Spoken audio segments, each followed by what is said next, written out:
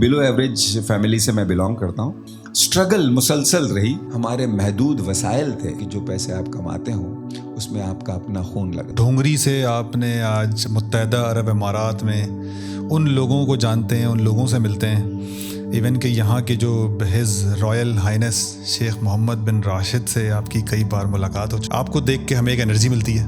کوئی سلیقہ نہ آرزو کا, نہ بندگی میری بندگی ہے, یہ سب تمہارا کرم ہے آقا کہ بات اب تک بنی ہو. واہ واہ واہ, کیا بات ہے, کیا بات ہے, کیا بات ہے, کیا بات ہے جناب علی, بہت زبردست.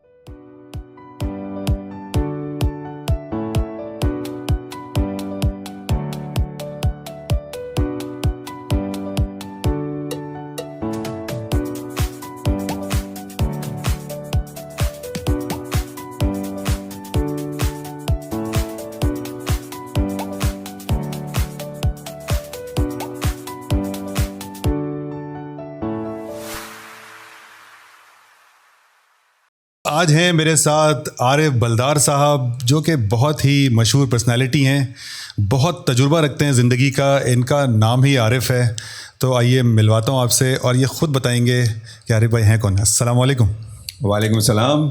بھائی صورتحال یہ ہے کہ آج کا جو دن ہے وہ زہیب بھائی کے ساتھ میں بیٹھا ہوں, اور زہیب بھائی نے کہا کہ آج 95% ڈسکاؤنٹ والا دن ہے. تو جو بھی یہ میرے بارے میں کہہ رہے ہیں اس میں سے 95% ڈسکاؤنٹ صرف 5% میں رہ گیا ہوں. اتنی میری حیثیت ہے. نہیں ماشاء اللہ. تو سب سے پہلے عارف بھائی میں چاہوں گا کہ اپنے نام کا مطلب بتائیے تاکہ لوگوں کو پتہ لگے. کیا عارف ایکچولی عربک کا ورڈ ہے, اور اس کے معنی ہے نالج یا کسی چیز کے بارے میں معلومات.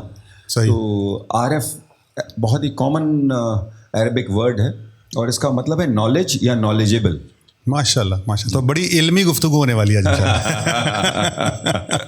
الحمد للہ. تو عارف بھائی تھوڑا سا اپنا تعارف کرائیے کہ عارف بلدار کون ہے, اور پھر وہاں سے ہم سوالات کے بوچھار کریں گے آپ کے اوپر. جی شکریہ. میرا تعلق ہندوستان کے ایک شہر بامبے سے, جسے آج کل ممبئی کہا جاتا ہے, اور میرے والد صاحب ایک ٹیچر ہوا کرتے تھے. تو ایک بہت ہی خوبصورت سلسلہ رہا ہے, ایک بہت ہی بھرپور بچپن میں نے گزارا ہے میرے والد صاحب کے ساتھ. کیونکہ والد اور ٹیچر یہ دونوں اگر ایک ساتھ میں کوئی چیز ایک کمبینیشن ہو تو جو سیکھنے کا سلسلہ ہوتا ہے وہ بہت ہی پیارا ہوتا ہے. تو ہر دن ایک نئی سیکھ, ہر دن ایک انجوائمنٹ, ایک سیلیبریشن کی طرح گزرا میرے والد صاحب. ماشاء اللہ. تو یہ بنیادیں رہیں. اور وہ ٹیکنیکلی کوالیفائڈ بھی تھے, اور ایک مشہور زمانہ ایک فلم اداکار ہوا کرتے تھے قادر خان صاحب. جی بالکل. تو قادر خان صاحب اور نظام الدین یعنی میرے والد صاحب, یہ دونوں صابو صدیق ایک بائکلا میں, بامبے بائکلا میں ایک ٹیکنیکل کالج ہے, وہاں دونوں اساتذہ تھے, دونوں ساتھ میں وہیں پڑھاتے تھے. تو انہی کی وجہ سے, قادر خان صاحب کی وجہ سے کچھ تھیٹر سے بھی رغبت رہی, اور کچھ چیزیں وہاں سے سیکھنے ملی. تو یہ شروعات کا سلسلہ. مجھ سے بڑے ایک بھائی ہیں عادل, اور ہم سب ملا کے میرے 3 بھائی اور 3 بہنیں, تو بڑی فیملی ماشاء اللہ. صحیح. تو عارف بھائی میں اصل میں کرتا ہوں سکسیس اسٹوری کو کور. اپنا بچپن بتائیں, کیسا گزرا, اچھا تھا, تاریخ تھا, بتائیے بچپن کے بارے میں. بچپن کے بارے میں یہ کہ ہاں ایک اسٹرگل مسلسل رہی. بہت ہی ایوریج, بلو ایوریج فیملی سے میں بلانگ کرتا ہوں, اور لیکن مزے کی بات یہ کہ ہر دن ایک سیلیبریشن رہا. یہ والد صاحب کی جو تعلیم اور جو تربیت تھی وہ یہی تھی کہ حالات بہرحال جیسے بھی ہوں, زندگی کو کھل کے انجوائے کرنا چاہیے. تو بنیادی تعلیم میری اردو میں اور انگریزی میں ہوئی, اور بمبئی میں ہی ہوئی. جی. اور والد صاحب کا ساتھ رہا. بمبئی میں کس علاقے سے ہیں آپ؟ کوئی ایک خاص؟ میں بالکل پسماندہ سا علاقہ ہے. وہاں پر عام طور پر مسلمانوں کا جو ہے وہ ایریا سمجھا جاتا ہے زیادہ تر. تو اس لوکیلٹی سے میں بلانگ کرتا ہوں. ڈونگری اس ایریا کا نام ہے. اور وہاں سے شروعات ہوئی زندگی کی, اور پھر اسکول کی تعلیم. اس کے بعد والد صاحب جو ہمارے تھے وہ ٹیکنیکل ٹیچر تھے, خود بھی ٹیکنیکلی کوالیفائڈ تھے. تو باپ کو دیکھ کے جیسے بچہ سیکھتا ہے, تو ہم سارے بھائی کوئی الیکٹرانک انجینئر ہے, میں میکینیکل انجینئر ہوں. ماشاء اللہ. تو ہاں وہ سارے کے سارے ٹیکنیکل فیلڈ میں ہی رہے. ہماری فیملی بڑی تھی تو بہت ہی مشکل سے گزارا ہوتا تھا, لیکن وہ کسی طریقے سے بابا جو تھے, ہم لوگ بابا کہتے ہیں, اور بہت ہی پیاری ہستی. بابا کے ہوتے ہوئے کمرے میں اگر ہم بچے بیٹھے ہیں تو کبھی بھی خاموشی ہو ہی نہیں سکتی تھی. وہ کچھ نہ کچھ ہنگامہ, کچھ جوک چل رہا ہے, کوئی مسیاں, ایک ایسا پیارا ماحول ہوتا تھا. اور ایک کلچرلی رچ معاملہ ہوتا ہے. سیریس بالکل بھی نہیں, مستیاں. اچھا, ہاں, وہی چیزیں آپ لوگ کے اندر آئی ہیں اس کا مطلب. بالکل, اللہ کا کرم ہے کہ حالات بہرحال کیسے بھی ہوں, گھر کا ماحول جو ہوتا ہے وہ بہت امپورٹنٹ ہوتا ہے. اور سب سے مزے کی بات میں بتانا چاہ رہا ہوں, اور یہ غالباً ایک سیکھ ہوگی لوگوں کے لیے, کہ ایک بچے کے لیے وہ باہر جس حالات میں رہتا ہے, جو کچھ بھی چیلنجز بچپن میں اس کے ہوتے ہیں, اسکول میں پہنچے ہیں, اسکول میں بک نہیں ہے, کبھی کچھ فیس نہیں بھری گئی, وہ اس کے چیلنجز ہیں.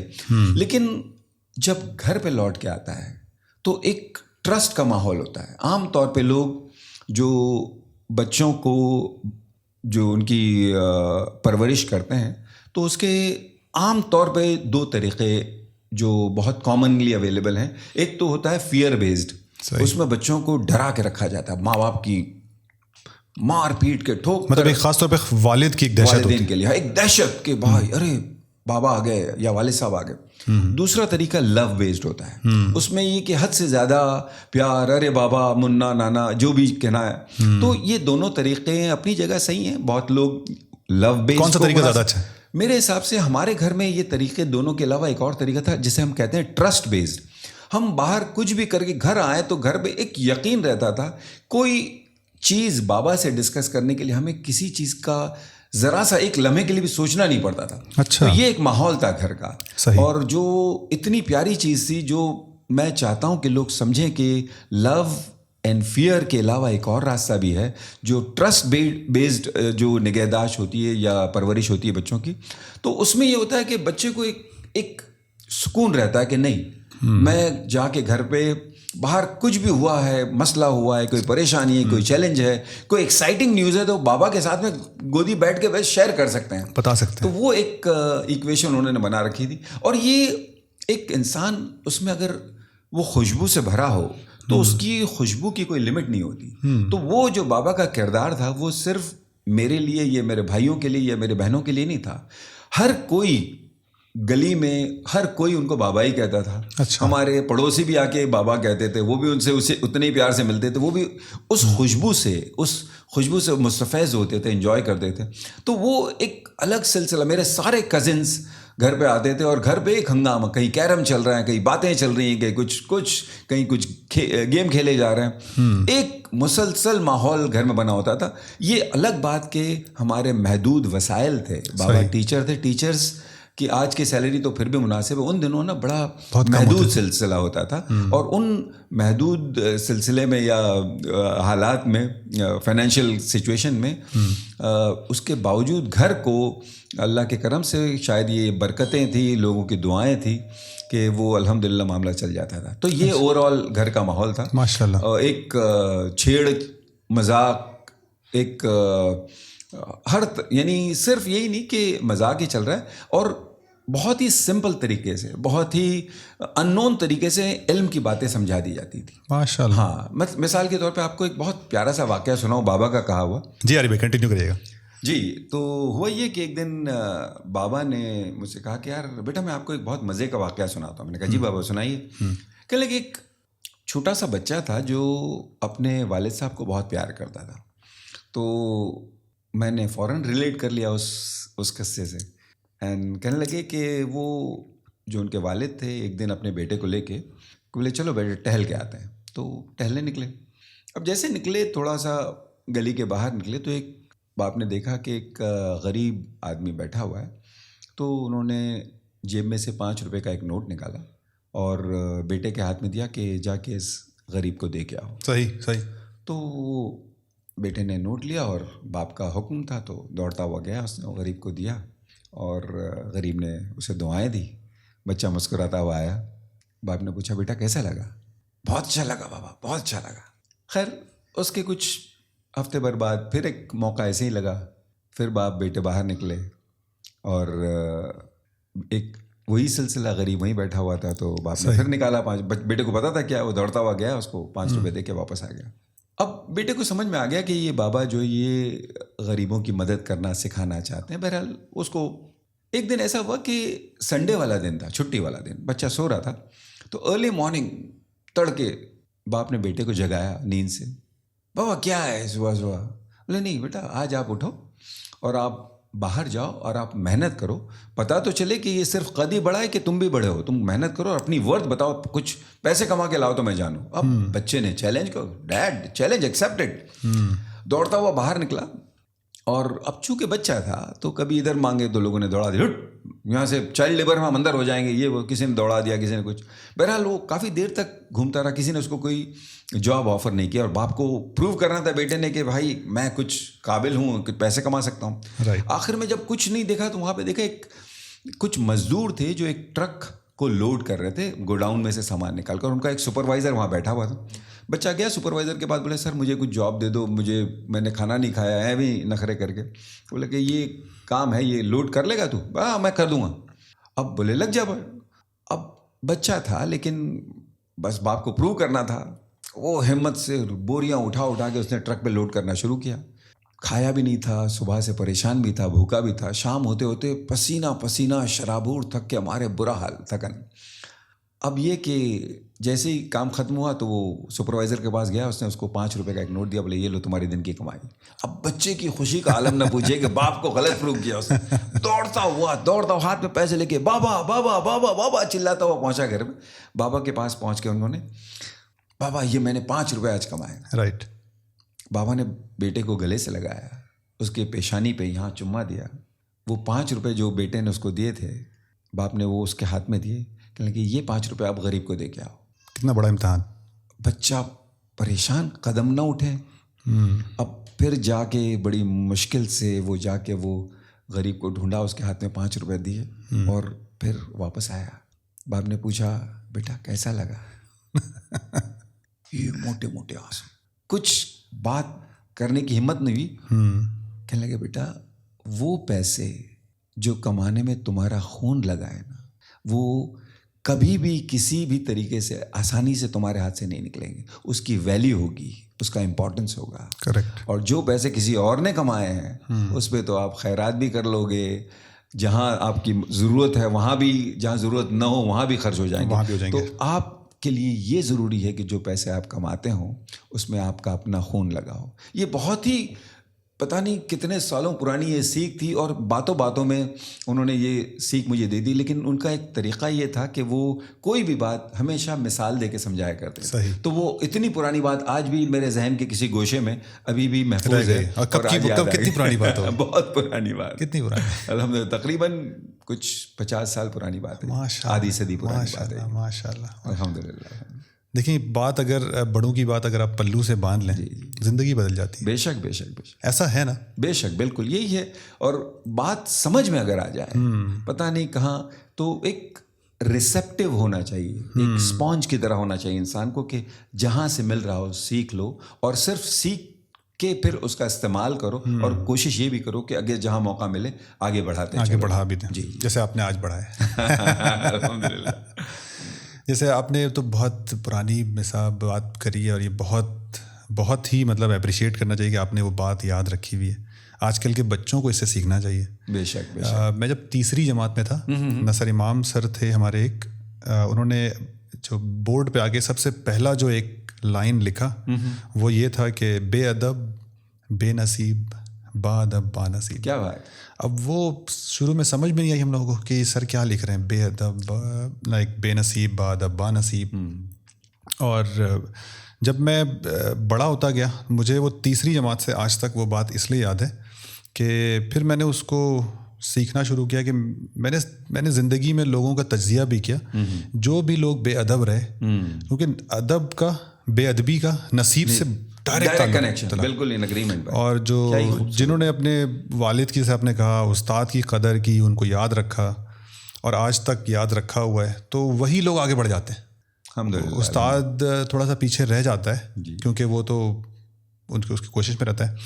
تو عارف بھائی اب مجھے بتائیے کہ آپ بمبئی میں پیدا ہوئے, دوبارہ سے نام بتائیے گا کس جگہ تھے آپ؟ بامبے میں یعنی ممبئی میں ایک چھوٹا سا علاقہ ہے, اسے کہتے ہیں ڈونگری. ڈونگری, ہاں یہ ورڈ بڑا امپورٹنٹ ہے, بڑا اچھا لگا تھا مجھے, اس لیے میں نے آپ سے دوبارہ کہا. تو جو ڈونگری سے دبئی کیسے, کب دبئی کے خیال آیا؟ خیال نہیں آیا, ہوا یہ کہ 1989 میں میں نے پہلی بار ایک ایڈ دیکھی تھی جو ٹویوٹا کمپنی عمان کے لیے تھی. اوکے. اور اس سے پہلے میرے سے جو بامبے کے حالات تھے تھوڑے سے چیلنجنگ تھے. ایجوکیشن کمپلیٹ ہو چکا تھا, میں وہاں لوکلی جاب کرتا تھا, لیکن ذمہ داریاں کچھ زیادہ تھیں. 3 بھائی 3 بہنیں ہم لوگ, 6 تھے آپ لوگ ٹوٹل 7. جی, میرے 3 بھائی اور 3 بہنیں اور میں 7واں. اچھا 7. تو بابا جو تھے وہ وہاں سے he was in Saudi Arabia for some time, پھر وہاں سے واپس آ چکے تھے اور تھوڑا سا چیلنجنگ تھا. تو میں نے کہا کچھ ایسا کیا جائے کہ باہر نکلا جائے, کچھ پیسے کمائے جائیں. اور اس سلسلے میں پہلی بار بامبے سے نکلا تو عمان کے لیے, مسقط کے لیے نکلا. وہاں پہ سہیل اینڈ سعود بہوان کر کے ایک بہت ہی بڑا گروپ ہے. اب مجھے وہ پروسیس بتائیں ارے بھائی, پاسپورٹ کیسے بنا, ہاں وہ سب بتائیں گے. یہ تو آپ نے بڑا شارٹ کر دیا. وہ تو بڑا مزے کا پروسیس ہے. ہمارے ایک بہت ہی پیارے کزن ہوا کرتے تھے, ان کا نام ہے رضوان. رضوان سے میں نے ذکر کیا, میں نے کہا بھائی میری کچھ نیت بن رہی ہے کہیں باہر جانے کی. تو کہنے کا کچھ نہیں, ڈسکس کیا ہوگا آپ نے لوگوں سے. ہاں مطلب, لیکن یہ رضوان جو تھا یہ ہم لوگ بالکل جیسے بھائی جیسا معاملہ تھا. ساتھ میں اٹھنا بیٹھنا گھومنا پھرنا ساری چیزیں, ساری بدتمیزیاں, ساری مستیاں, سب کچھ ہم نے ساتھ ہی میں کیا. بہت اچھی آواز تھی, گایا بہت اچھا کرتے تھے رضوان, کرکٹ بہت اچھا, ملٹی ٹیلنٹڈ ہمارے کزن تھے. اور ہم ان کو دیکھ کے بہت رشک کیا کرتے تھے کہ یار ایسی ہونی چاہیے زندگی. بہت ہی اچھی اسکول میں پڑھا کرتے تھے, ان کے والد صاحب بہت چاہتے تھے ان کو, بہت پیار کرتے تھے. تو ہم نے ان سے بہت کچھ سیکھا, رضوان سے بہت کچھ سیکھا. اور ہمیشہ ایک سہارا رہا ان کا, ہیلپ رہی ہمیشہ. تو یہ کہ پاسپورٹ بنانے کے سلسلے میں جب ضرورت پڑی تو میں نے کہا یار رضوان بھائی ایسا معاملہ ہے, بولے ایک پکچر بھیج دو بس. تو میں نے ایک پکچر بھیجی, اور اس کے بعد یہ ہوا کہ نہ تو کچھ ڈیٹیل کا میں نے کچھ دینا پڑا, نہ کچھ وہ کچھ 15 دن میں پاسپورٹ بن کے آ گیا. ہاں, مطلب آپ گئے بھی نہیں, فنگر پرنٹ یہ سب کچھ نہیں, اس زمانے میں نہیں ہوتی تھی, تصویر بھی لگاتے, اسٹیمپ کر کے لگاتے تھے. وہ فارم وغیرہ انہوں نے بھر دیا ساری چیزیں. اچھا. اور پھر وہ آنے کے بعد ایک سکون ہو گیا کہ ہاں پیسے تھے پاسپورٹ کے پیسے انہوں نے ہی دیے تھے. انہوں نے دیے تھے, پیسے نہیں تھے. ٹکٹ وغیرہ کیسے کرایا آپ؟ ٹکٹ میں نے نہیں کروایا. پھر جب وہ جو جاب آئی تھی تو اس کا جو انٹرویو بڑا مزے کا رہا, وہ بھی بہت پیارا سلسلہ ہے. تو جب ہم لوگ ملے تھے اس زمانے میں ہم اپنے آپ کو کچھ سمجھا کرتے تھے کہ بھائی کچھ ہوں. اب تو خیر ہمیں لے کے جا رہے ہیں, میں کچھ ہوں, ایک اکڑ, ایک الگ سا. تو جاب کے لیے گئے تو اب اتنی بڑی کمپنی, سہیل اینڈ سعود بہوان, جی, ان کے جو HR ڈائریکٹر تھے ان کا نام تھا وحید رضوان. جی. اچھا. وحید واحد کے والد صاحب. اچھا, کن کے والد صاحب؟ وحید, ہمارے جو جن کو ہم وحید, سوری ان کا نام تھا وحید. ہاں. اور یہ جو ہمارے ان کو ماڈیفائی کر دیں, ان کا نام تھا وحید صاحب. تو وحید صاحب جو تھے وہ بہت ہی پیاری شخصیت تھے, اور انڈیا میں غالباً مدراس سے تعلق تھا ان کا. تو اور ان کے ساتھ میں ایک اور صاحب تھے جن کا نام تھا راجن جوہری. یہ تقریباً 35 سال پرانی بات ہے جو مجھے آج بھی یاد ہے ان کے نام. تو راجن جوہری جب ہمارا انٹرویو لے رہے تھے, بولا سر آپ بالکل صحیح پروفیشن میں ہیں. میں نے کیوں؟ میں نے کہا آپ کا نام ہے راجن جوہری اور آپ جوہری کی طرح ایک نگینوں کو چن لیتے ہیں. تو کہتے ہیں بھائی یہ انٹرویو میرا چل رہا ہے کہ تمہارا چل رہا ہے؟ تو اس سے وہ انٹرویو بہت ایز ہو گیا, اس سے بہت آسانی ہو گئی. اور پھر اس کے بعد وہ ایسے جیسے کہ ہم بات کر رہے ہیں, جیسے ابھی بات کر رہے ہیں ویسا انٹرویو ہوا. اور اس سے بھی زیادہ مزے کی بات, انہوں نے اپنا ایک جو آفر دیا تھا مجھے کہ بھیا یہ آفر ہے ہمارا, this is final based on your education and experience. تو میں نے کہا نہیں سر اس پرائز میں تو میں نہیں آنے کا. تو کہنے آپ کو پتہ ہے کہ آپ کس کا آفر ریفیوز کر رہے ہو؟ میں نے کہا سر مجھے پتہ ہے کہ آپ بہت بڑی کمپنی ہے, میں نے اپنی تھوڑی سی انفارمیشن مجھے ہے, لیکن شاید آپ کو یہ نہیں پتا کہ آپ کس کو ہائر کر رہے ہو. تو ملا سر یہ بول دیا آپ نے؟ ہاں یہ میں نے کھل کے کہا تھا. میں نے کہا اس پرائز میں نہیں آنے کا, اور میری جو ڈیمانڈ ہے وہ اتنی ہے, اور یہ میرا نمبر ہے. تو اگر آپ کو ایسا لگے کہ میری اوقات ہے اس کی, اگر آپ سمجھتے ہیں کہ میں اس قابل ہوں تو اس پہ مجھے کال کر لیجیے گا. اور میں وہ انٹرویو دے کے وہاں سے نکل کے چلا آیا تھا, اور توکل علی اللہ کہ انشاءاللہ تعالیٰ سے اگر میرے نصیب کا ہے تو معاملہ آئے گا. ایک دن کچھ نہیں, 2 دن کچھ نہیں, گھر میں سب نے کہا بیوقوفی کیا عارف میں, آپ نے اچھا خاصا جاب تھا مل جاتا. تو میں نے کہا چلے کوئی بات نہیں, نصیب آئندہ دیکھتے ہیں. لیکن وہ ایک یقین تھا, توکل علی اللہ بس. کہ تیسرے دن صبح فون آیا, مسٹر عارف. تو میں نے کہا یس, راجن جوہری. ارے بولا جوہری صاحب کیسے ہیں؟ تو بولا آ جاؤ بھائی, اور کچھ مانو گے نہیں آپ. بولا نہیں سر, وہ تو ماننے کی بات نہیں, بس یہ مجھے ایسا لگا تھا میری اوقات یا. تو انہوں نے کہنے لگے کہ ٹھیک ہے آ جائیے. تو بہت اچھا لگا تھا کہ اس ایج میں اتنی, بس جیسے حال ہی میں ایجوکیشن کمپلیٹ کر کے فریش گریجویٹ, اور اپنے آپ پہ اتنا اعتماد اور اتنا کہ نہیں انشاءاللہ تعالیٰ عزیز, اور وہ وہاں سے شروعات ہوئی. تو ضروری ہوتا ہے اپنے پہ اعتماد ہونا. بالکل ضروری ہے, اعتماد از دا کی. اوکے, آپ کی کوالیفیکیشن, آپ کی ساری بیک گراؤنڈ فور گراؤنڈ ساری چیزیں, لیکن ایک یقین, خود اعتمادی چاہیے, خود اعتمادی. اور اس کے علاوہ ایک جو ایمان کامل جسے کہہ سکتے ہیں, کہ ایک یقین کہ یا اللہ توکل کر لیا تو اس پہ بس, اور بھی چھوڑ دو معاملہ, ہو جاتا ہے معاملہ, صحیح ہو جاتا ہے معاملہ الحمدللہ اللہ کا. صحیح. تو یہ ایک چیزیں جو اگر میں یہی کہوں کہ بابا سے ہی سیکھی ساری چیزیں, مجھے بولنا سب کچھ انہیں کا ہے الحمدللہ, ماشاءاللہ. تو اللہ کرم سا الحمدللہ. تو آپ جو بھی کرتے ہیں ان کو ٹریبیوٹ جا رہا ہے. بالکل. اور مزے کی بات یہ ہے کہ عام طور پہ آپ کا کوئی بہت ہی پیارا, کوئی چہیتا, کوئی دل کے بہت قریب اس دنیا سے, مطلب کس کے ماں باپ ہیں جو میرے رہیں گے, تو جب وہ چلا جاتا ہے تو عام طور پہ آپ غم سے بھر جاتے ہو, ان کو یاد کر کے آپ غمگین ہو جاتے ہو. خدا کی قسم میں کبھی بھی غمگین نہیں ہوتا میرے بابا کو اور میری ممی کو یاد کر کے. ایک سکون سا ہوتا ہے, ایک ٹھنڈ سی دل میں ہوتی ہے کہ بہت اچھا وقت گزارا. میں ان سارے چیزیں, وہ سارے واقعات ایک ریل کی طرح ذہن میں چلنے لگتے دیکھتے ہیں آپ, بڑا اچھا لگتا ہے. تو صحیح. تو آپ عمان گئے ارے بھائی؟ جی, عمان پہنچ گئے, ٹکٹ بھی کمپنی نے کرایا, جیسے ٹکٹ بھی کمپنی نے کروایا اور ٹرانسپورٹیشن بھی انہوں نے دیا. اکوموڈیشن کا بتائیں کہ آئے لوگ کیسے ملے؟ بہت بڑھیا لوگ ملے. ایک پہلی بار جب وہاں پہنچا تو انہوں نے کہا کہ آپ کو 2 بندوں کو ایک روم میں شیئر کرنا پڑے گا. صحیح. میں نے کہا ٹھیک ہے کوئی دقت نہیں.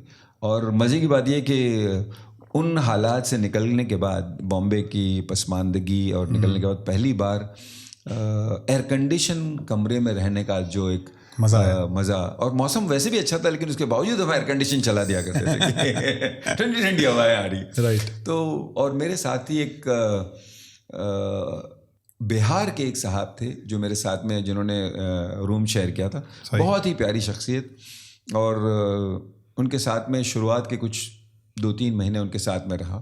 تو وہ چونکہ مجھ سے سینئر تھے تو کہاں سے کپڑے لینے ہیں, کہاں سے کیا چیزیں لینی. اور مزے کی بات یہ کہ ہماری آرگنائزیشن جو تھی اس میں یہ تھا کہ جو کک ہوتا تھا ہمارا, ایک بلڈنگ کے لیے ایک کک ہوتا تھا, تو وہ کھانا خود بنا لیا کرتا تھا سب کے لیے. ہاں سب کے لیے. اور ہم مہینے کے مہینے جو بھی کنٹریبیوشن ہوتا تھا, کچھ اس زمانے میں 25 ریال عمانی یا 22 ریال عمانی, یعنی 220 درہمس یا 200 ایک مہینے کا, ہاں پر منتھ ہم دے دینا. اس میں صبح کا ناشتہ, دوپہر کا کھانا اور رات کا کھانا, یہ تینوں چیزیں ہوتی.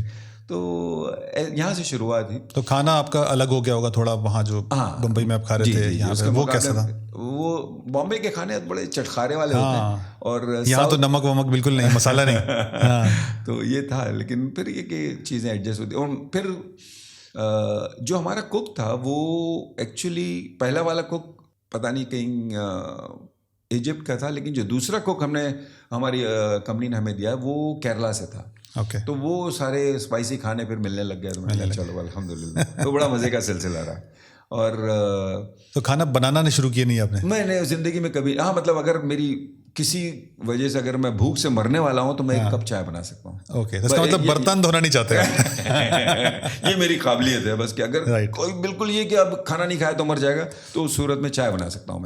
کپڑوں کا بتائیں, کپڑے کیسے ارینج کیا آپ نے؟ کپڑے بڑے جلدی گندے ہو جاتے ہیں, جمع ہو جاتے ہیں. ہاں نہیں, اس کے لیے تھا کہ ہمارے پاس میں ایک وہاں سروس ہوا کرتی تھی. تو وہ ایک بندہ آتا تھا, وہ سارے کپڑے لے جاتا تھا, وہ دھو کے آئرن کر کے لا کے دیتا تھا. اور اس کے وہ ہم سے 1 مہینے کے ارسپیکٹو آپ کتنے بھی کپڑے اس کو دے دیں, وہ ہم سے 4 ریال مہینے لیا کرتا تھا. دیٹ از اراؤنڈ 40 درہم کے آس پاس. صحیح. تو مناسب تھا وہاں. اس طرح سے تھے. جی جی الحمدللہ. اس کے بعد بھون کے بعد بتائیں, سعود بھون گروپ بتایا آپ نے, آئی تھنک یہ سیم الفتیم کی طرح جی جی جی یہ وہاں کے ٹویوٹا ڈیلرز ہیں, ہونڈا ڈیلرز ہیں, اور بہت ساری فرینچائزیز ہیں ان کے پاس. کتنے سال کام کیا آپ نے وہاں پر؟ میں نے وہاں پر مزے کی بات بتاؤں تو عمان میں نے 6 مہینے کام کیا.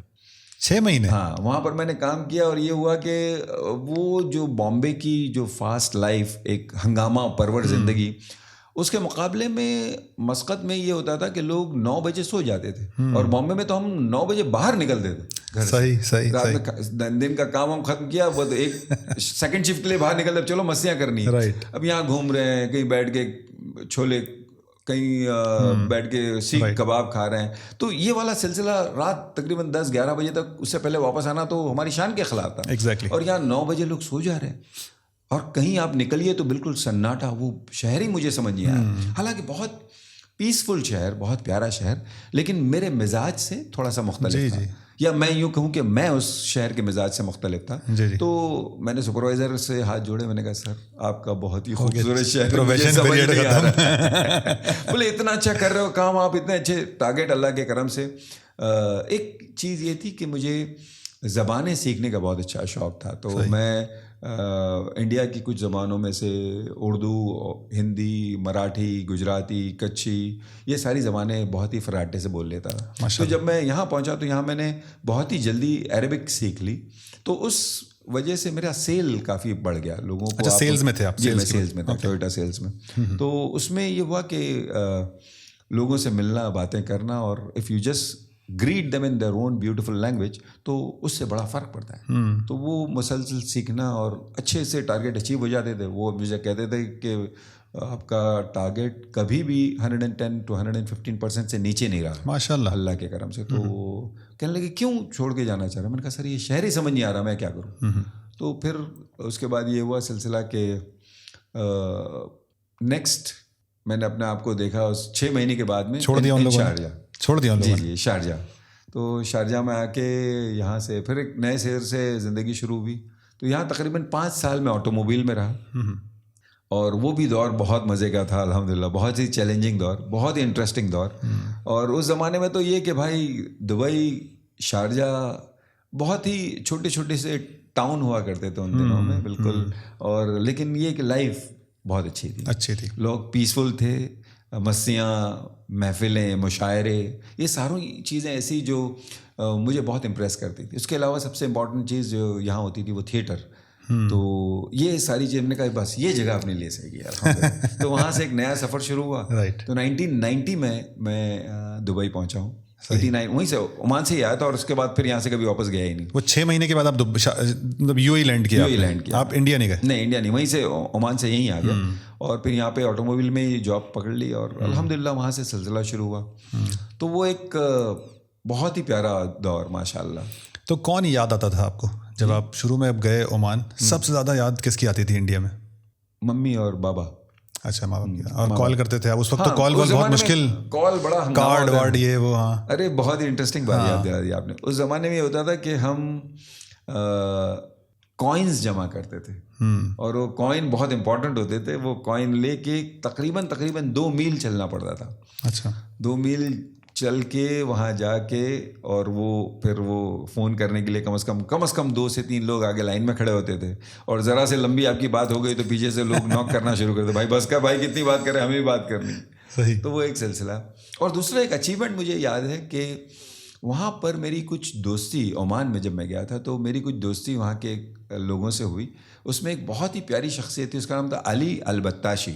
اچھا. علی البتاشی میرے ساتھ میں کام کیا کرتا تھا ٹویوٹا میں, اور اس کے ساتھ میں دوستی ایسی ہو گئی کہ ہم لوگ ویکینڈس پہ گھومنے جایا کرتے تھے. تو وہ تو یعنی he was boy of that city, تو ان کو سارے گلیاں کونے سب چیزیں پتہ ہوتی تھیں. تو ایسی جگہیں انہوں نے مجھے دکھائی, ایسی خوبصورت جگہیں جہاں پر آم کے پیڑ لگے ہوتے تھے. ہم نے آم توڑے, چوری بھی کیے آم. اس کے بعد وہاں پہ ایک spring water, fresh spring waters ہوتے تھے جہاں پہ باقاعدہ کئی جن کو پتہ ہوتا تھا وہ لوگ وہاں آتے تھے, ٹینٹ لگائے جاتے تھے, ساری راتیں گانے وغیرہ ہوتے تھے. یہ سب مسقط میں مسقط کے قریب چھوٹے چھوٹے شہر ہیں, قریات ہے, نزوہ ہے.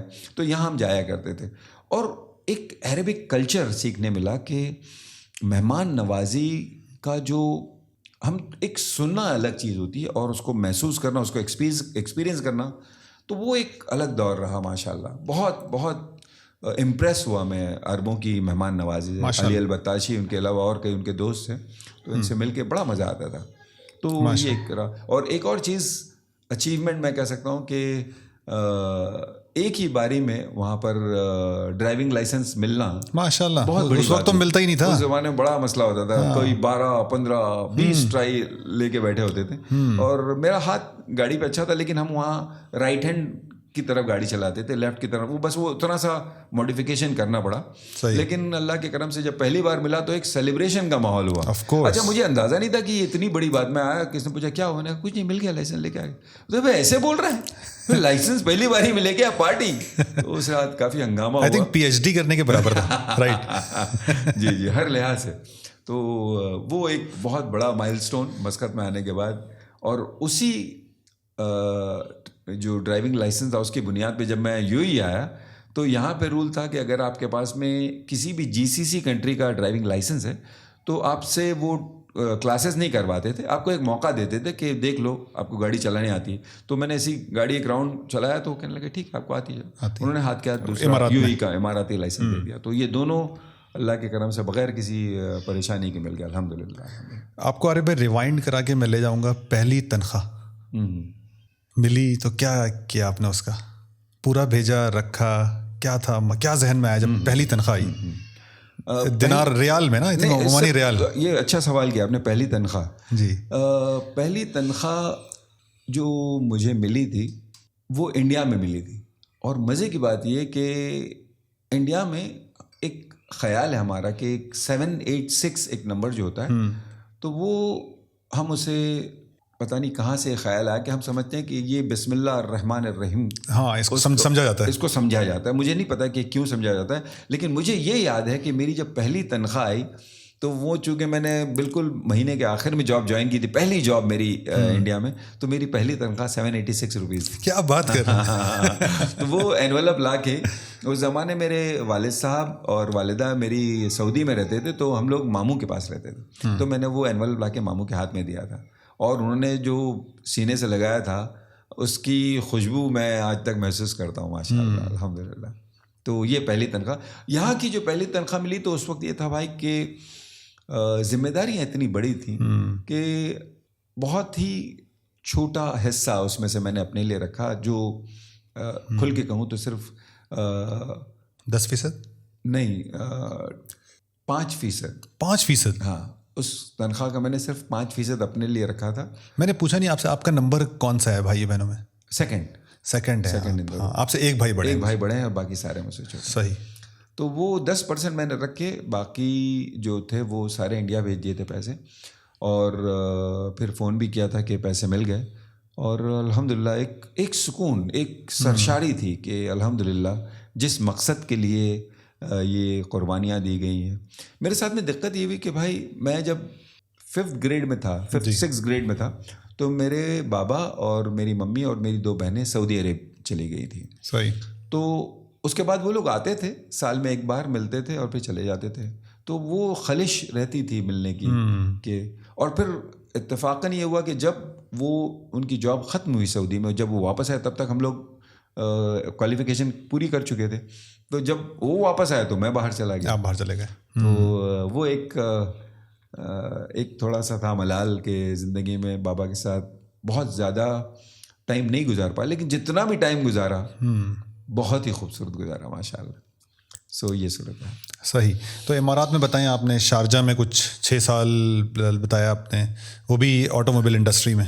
اس کے بعد کیا رہا اس کے بعد 6 سال کے بعد؟ اس کے بعد یہ ہوا کہ ایک کمپنی ہے الفتیم.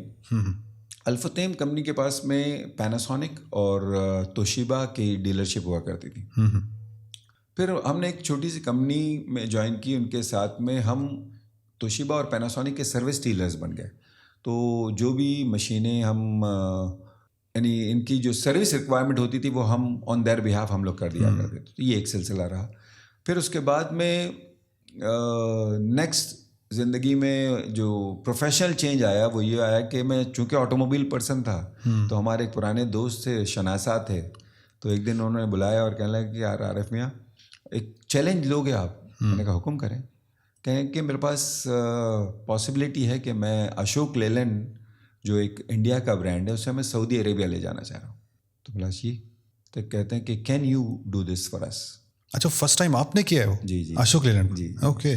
تو وہ نہایت سنگل سول. میں یہاں سے پہلی بار دمام اترا تھا مجھے یاد ہے, اور دمام میں اتر کے نہایت بالکل اکیلا, اللہ کا کرم کہ ایک ان نون لینڈ پر جا کے الحمدللہ اللہ نے ہماری آٹو موبائل میں 3 ایس ہوتے ہیں, سیلز, سروس اینڈ اسپیئرس.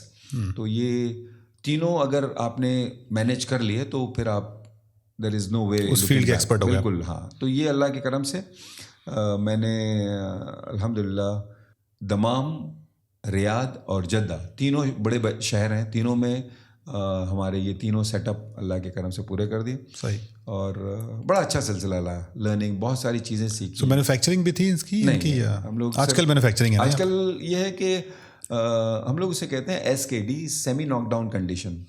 تو اس میں یہ ہوتا ہے, یہ مشینیں یا سوری جو چیسیز اور انجن اور وغیرہ سب آتی ہیں اور یہاں اسمبل ہوتی ہیں بس. تو اس میں صرف ٹائر یہاں کے لے لیے یا بیٹریز یہاں سے استعمال کر لی. اچھا. اور ایسے کر کے پھر یہاں سے وہ لوگ کہتے ہیں کہ ہاں بھائی میڈ ان UAE. تو لیکن ایکچولی وہ جسٹ اسمبلنگ ہو رہی ہے, مینوفیکچرنگ نہیں ہو رہی.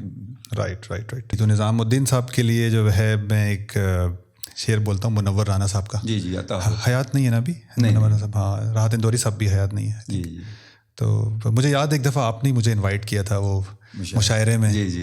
انڈین اسکول میں تھا یہاں پر کہیں آڈیٹوریم, شیخ راشد آڈیٹوریم میں. جی جی. وہاں پر تو ان کا یہ شعر سنا میں نے تو مجھے بڑا پسند آیا, جو وہ کہتے تھے کہ قلندر سنگ مرمر کے مکانوں میں نہیں ملتا, میں اصلی گھی ہوں بنیے کی دکانوں میں نہیں ملتا. بالکل صحیح. اور شام ہوتے ہی پرندے زمیں پر لوٹ آتے ہیں, جو سکون زمیں پر ملتا ہے وہ آسمانوں پر نہیں ملتا. اللہ تعالیٰ غریق رحمت کرے آپ کے والد صاحب کو بھی, منور رانا صاحب کو بھی. تو عارف بھائی اب ہم تھوڑا سا جرنی کو فاسٹ فارورڈ کرتے ہیں. جی جی. ڈینیوب میں کیسے لگے آپ؟ ارے بڑا مزے کا قصہ ہے.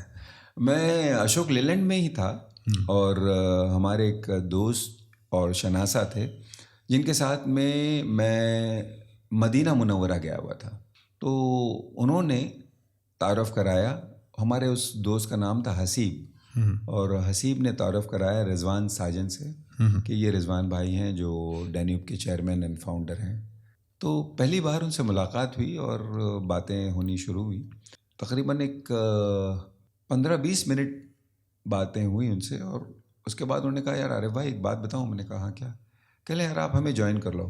میں نے کہا سر مطلب آپ مجھے کیا ہی جانتے ہیں, میں تو بس 15 منٹ ہماری بات ہوئی, اب مجھے میرے بارے میں کچھ آپ جانتے بھی نہیں. تو کہنے لگے مجھے جتنا جاننا تھا وہ میں جان چکا, آپ کو میرے بارے میں یا میری کمپنی کے بارے میں جاننا جو ہے وہ آپ جان لو, وہ پتہ کر لو اور مجھ سے آ کے دبئی میں ملو.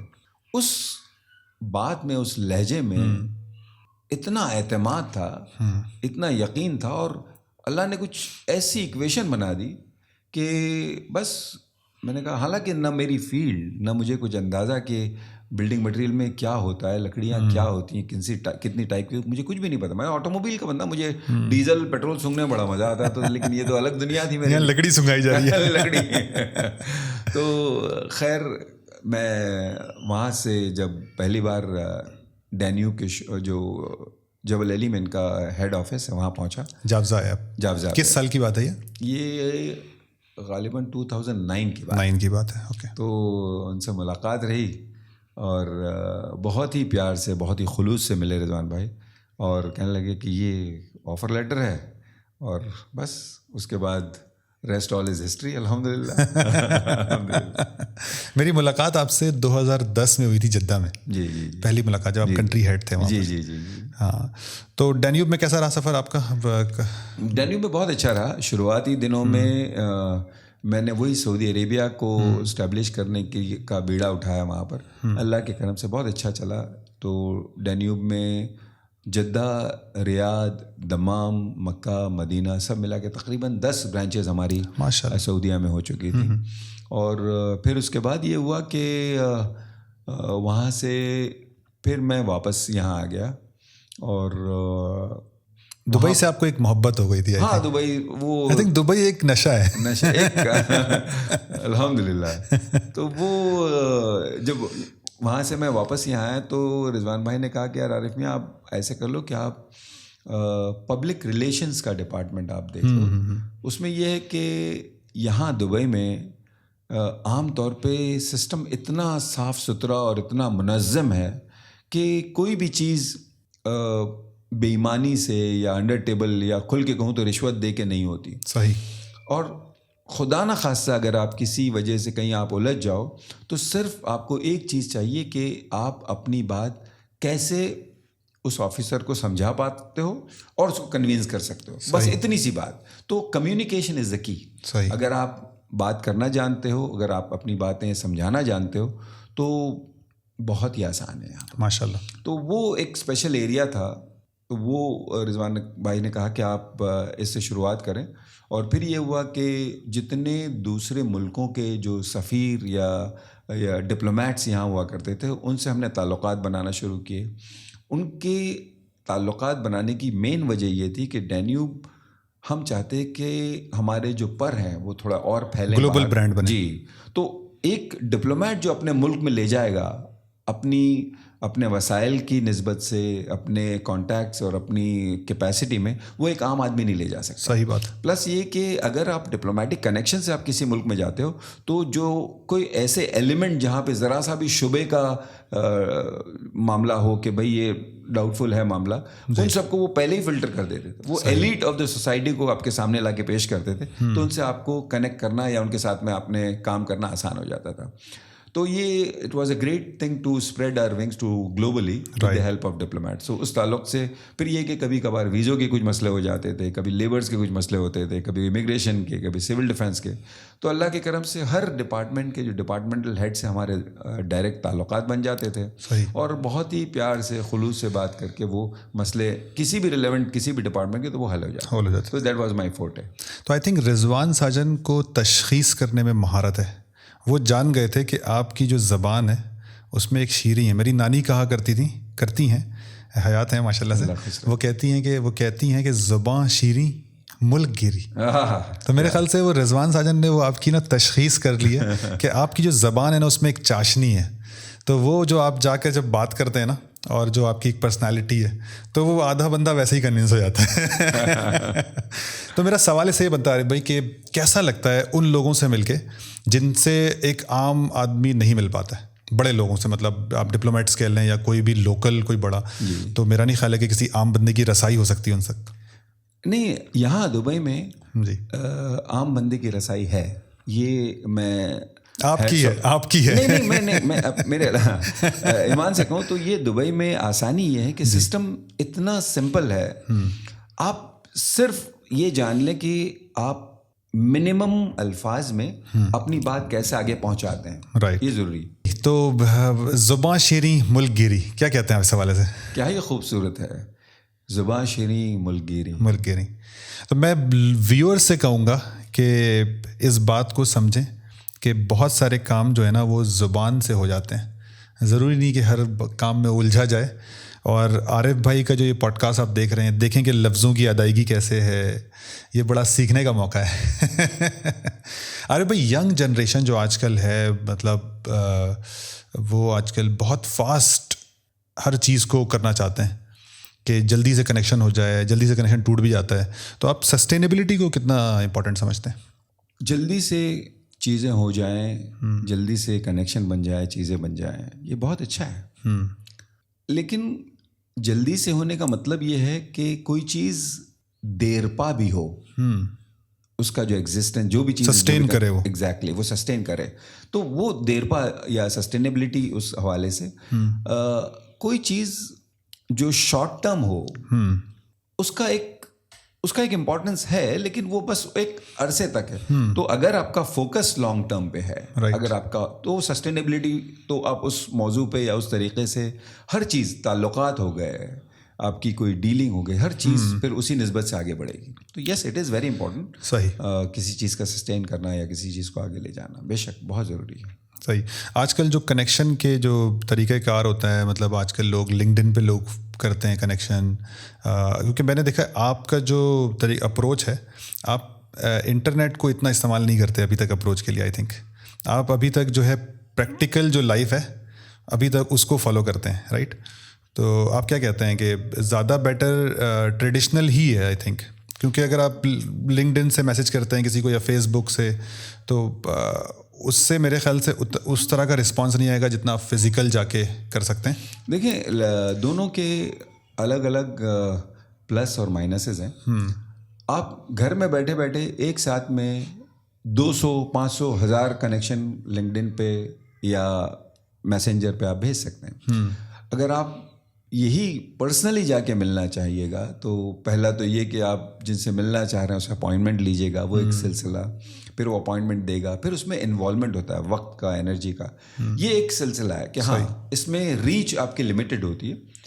لیکن مزے کی بات یہ کہ وہ جو کسی سے ملنے سے جو انرجی کا ملاپ ہوتا ہے, جو اورا ایکسچینج ہوتا ہے, جی, جو آپ انرجی ایکسچینج ہوتی ہے. ایگزیکٹلی, ہاتھ ملاتے ہیں آپ کسی سے, کسی آنکھوں میں آنکھیں ڈال کے بات کرتے ہیں, اس کو محسوس کرتے ہیں, جو وہ سب سے پیاری چیز ہے. اور وہ چیز تعلقات کو دیرینہ بناتی ہے, دیرپا بناتی ہے اور سسٹینیبل بناتی ہے. فون پہ آپ کتنی بات کر لیجئے, جب تک آپ اس شخص کو دیکھیے گا نہیں, جس سے ملیے گا نہیں. تو میں ان لوگوں کو جو مجھے میسیجز بھیجتے ہیں واٹس ایپ پہ اور سوشل میڈیا کے حوالے سے, میں کوشش کرتا ہوں کہ میں ان لوگوں کو صحیح, موسٹ آف دیم وہ جاب کے حوالے سے بات کرتے ہیں, کچھ تھیٹر کے حوالے سے بات کرتے ہیں. تو جہاں تک میں کوشش کرتا ہوں, اور میرے خیال سے میں نے کبھی کسی کو محروم نہیں رکھا اس چیز سے, ہر ایک رپلائی کر دیتے ہیں, ہر ایک کا جواب دیا ہے.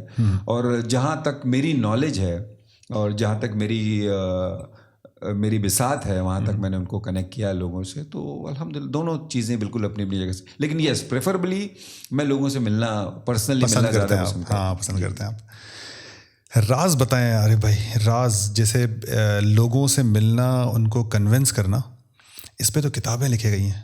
ڈیل کارنیگی ایک رائٹر, اس نے لکھا how to win friends and influence people, اور وہ ملینز اینڈ بلینز کاپیز اس کی دنیا میں سیل ہوئی ہیں.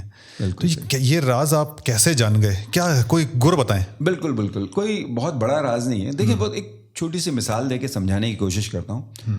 اگر آپ کو تھوڑا سا بھی گھڑ سواری کا علم ہو نا, تو گھوڑا جو ہوتا ہے, جی, اگر آپ اس کو رائڈ کرنا چاہتے ہیں تو آپ جو سائز ہے, جو اس کا خدمتگار ہے, اس سے پوچھ لیں اس کی رین کیا ہے. تو اس کی یہ ہوتی ہے کہ کچھ گھوڑے جو ہوتے ہیں ان کو چابک کی آواز سے وہ بھاگتے ہیں, کچھ گھوڑوں کو باقاعدہ مارنا پڑتا ہے تو وہ بھاگتے ہیں, کچھ گھوڑوں کی جو لگام ہوتی ہے وہ گردن پہ رگڑ دیجئے تو بھاگتے ہیں, کچھ گھوڑوں پہ آپ نے دونوں پیر گھوڑے کے پیٹ میں دبا لیے تو وہ بھاگتے ہیں. تو وہ سائز آپ کو بتا سکتا ہے کہ گھوڑے کی رین کیا ہے جس سے وہ بھاگتا ہے. اب یہ بیسک فارمولا, صحیح, کسی بھی انسان کو جس سے بھی آپ ملتے ہیں, رائٹ, تو وہ جب پہلی بار آپ ملتے ہیں تو وہ عام طور پہ ذہن کو آگے رکھتا ہے, ذہن سے سوچ رہا ہے. آپ منیمم ٹائم میں اس بندے کی رین پتہ کر لیں کہ یہ بندہ کس چیز سے اپنے ذہن سے سوچنا چھوڑ کے اپنے دل سے سوچنا شروع کر دیں.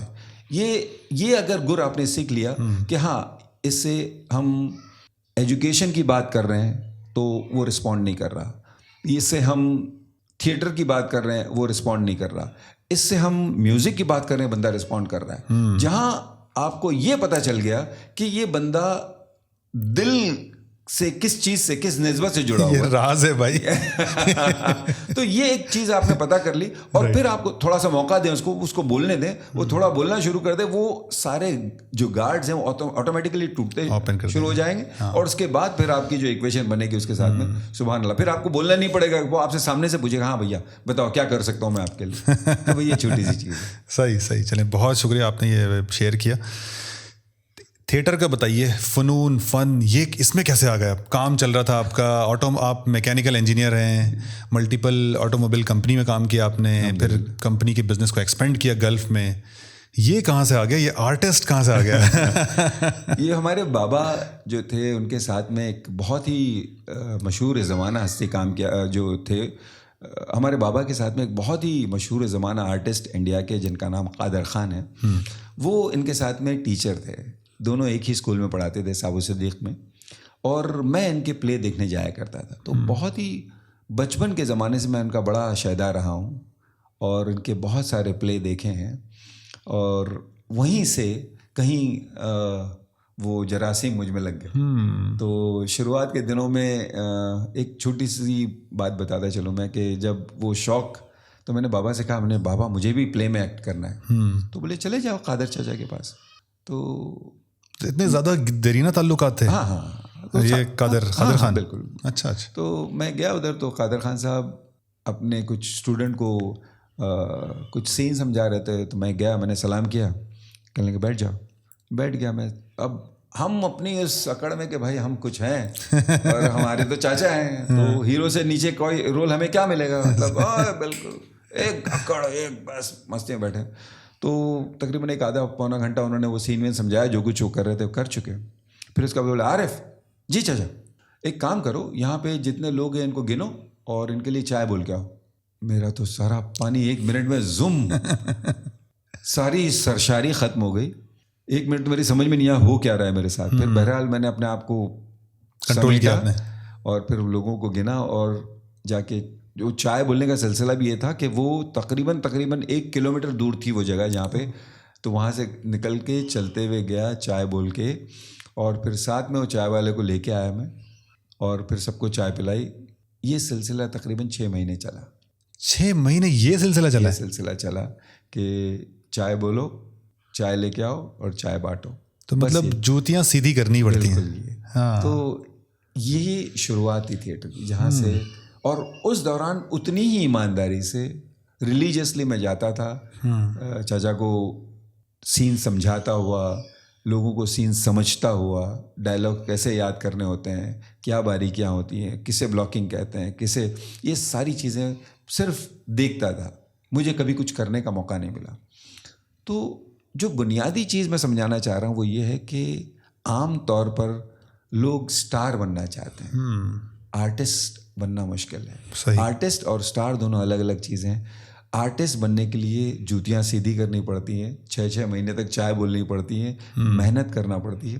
اور سٹار تو ایسا ہے کہ بھائی کوئی ایک چیز آپ نے آج انٹرنیٹ پہ ڈالی، وہ اچانک وائرل ہو گئی، اس میں آپ کا ٹیلنٹ ہو نہ ہو کوئی بڑی بات نہیں، بس وہ وائرل ہونی ہے تو ہو گئی، اور پھر آپ سٹار بن گئے. صحیح. تو یہ دونوں چیزیں مختلف ہیں، اور دونوں کے جو اثرات بھی ہیں وہ مختلف ہیں. کوئی چیز وائرل ہوتی ہے، جو آرٹسٹ ہوتا ہے وہ پرماننٹ ہوتا ہے، اور جو سٹار ہوتا ہے وہ ہمیشہ ٹیمپرری ہوتا ہے. مطلب آرٹسٹ سسٹینیبل ہوتا ہے. جی. صحیح. کوئی ڈائلاگ بول کے دکھائیں، کیسے ہوتے ہیں، مطلب یہ پلاننگ کیسے ہوتی ہے؟ ڈائلاگ بہت کیریکٹر میں اگر آپ اتر جائیں کسی چیز کے، یعنی جو کردار آپ کو دیا گیا ہے تو وہ کردار میں آپ اس طریقے سے گھل جائیں کہ آپ اپنے آپ کو یہ محسوس کریں کہ وہی شخص بن گیا ہوں میں. تو پھر وہ ڈائلاگ کسی خاتون کو کیسے اپنے کنونس کرنا ہے تاکہ لوگوں کا کام بھی بن جائے آپ کے اس ڈائلاگ سے، کچھ سیکھ بھی جائیں وہ لوگ. نہیں، صرف جن کا ابھی تک ولیمہ نہیں ہوا ہے، صرف محسوس کریں. اور ایک بہت ہی پیارا شعر ہے، چہرے کے نقوش اتنے صدموں نے بدل ڈالے، چہرے کے نقوش اتنے صدموں نے بدل ڈالے، لوگوں نے مجھے میری آواز سے پہچانا. ماشاء اللہ، کیا بات ہے، زبردست، بہت اچھا شعر ہے. کوئی ڈائلاگ بتائیں عارف بھائی کو جس کے اندر مطلب بندہ میسمرائز ہو جائے. کیسے وہ پلان کیا جاتا ہے، یا وہ ہو جاتا ہے، یا آمد ہوتی ہے، کیا ہوتا ہے وہ؟ ایک پروسیس ہے، اس کا بلٹ اپ ہوتا ہے. اگر آپ ایک سین کر رہے ہیں تو جو کردار آپ کر رہے ہیں وہ کردار پہلے عام طور پہ یہ ہوتا ہے کہ یہ جو آپ جس کیفیت کی بات کریں یہ عام طور پہ پلے میں بالکل کلائمیکس میں ہوتا ہے، بالکل آخر میں ہوتا ہے. جی.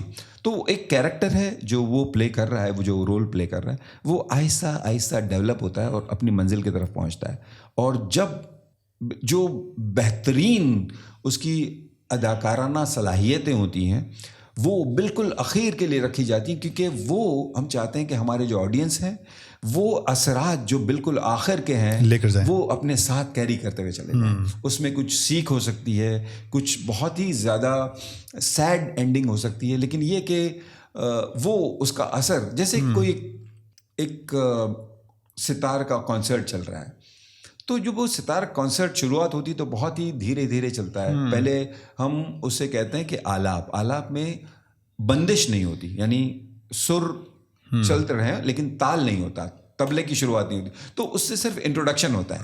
اور پھر آہستہ آہستہ وہ ولمبت میں، یعنی دھیرے دھیرے ہلکی لے میں طبلہ ساتھ دیتا ہے، اس کے بعد میں پھر لے بڑھتی ہے اور پھر بڑھتی ہے، اور پھر بالکل آخر میں جب وہ پروگرام ختم ہوتا ہے تو پروگرام ختم ہونے کے باوجود پورا جو مجمع ہے وہ گدگد کرتا ہوتا ہے کہ کیا ہی سن لیا. اور اس کی سرشاری کا یہ عالم ہوتا ہے کہ اس کے اثر کو کافی دیر تک لوگ محسوس کرتے ہیں پروگرام ختم ہونے کے باوجود. یہ میں ذاتی مثال دے رہا ہوں، ایک پاکستان کے بہت ہی مشہور، بہت ہی مایہ ناز فنکار مہدی حسن خان صاحب، ان کے لائیو پروگرام ہم نے دیکھے تھے.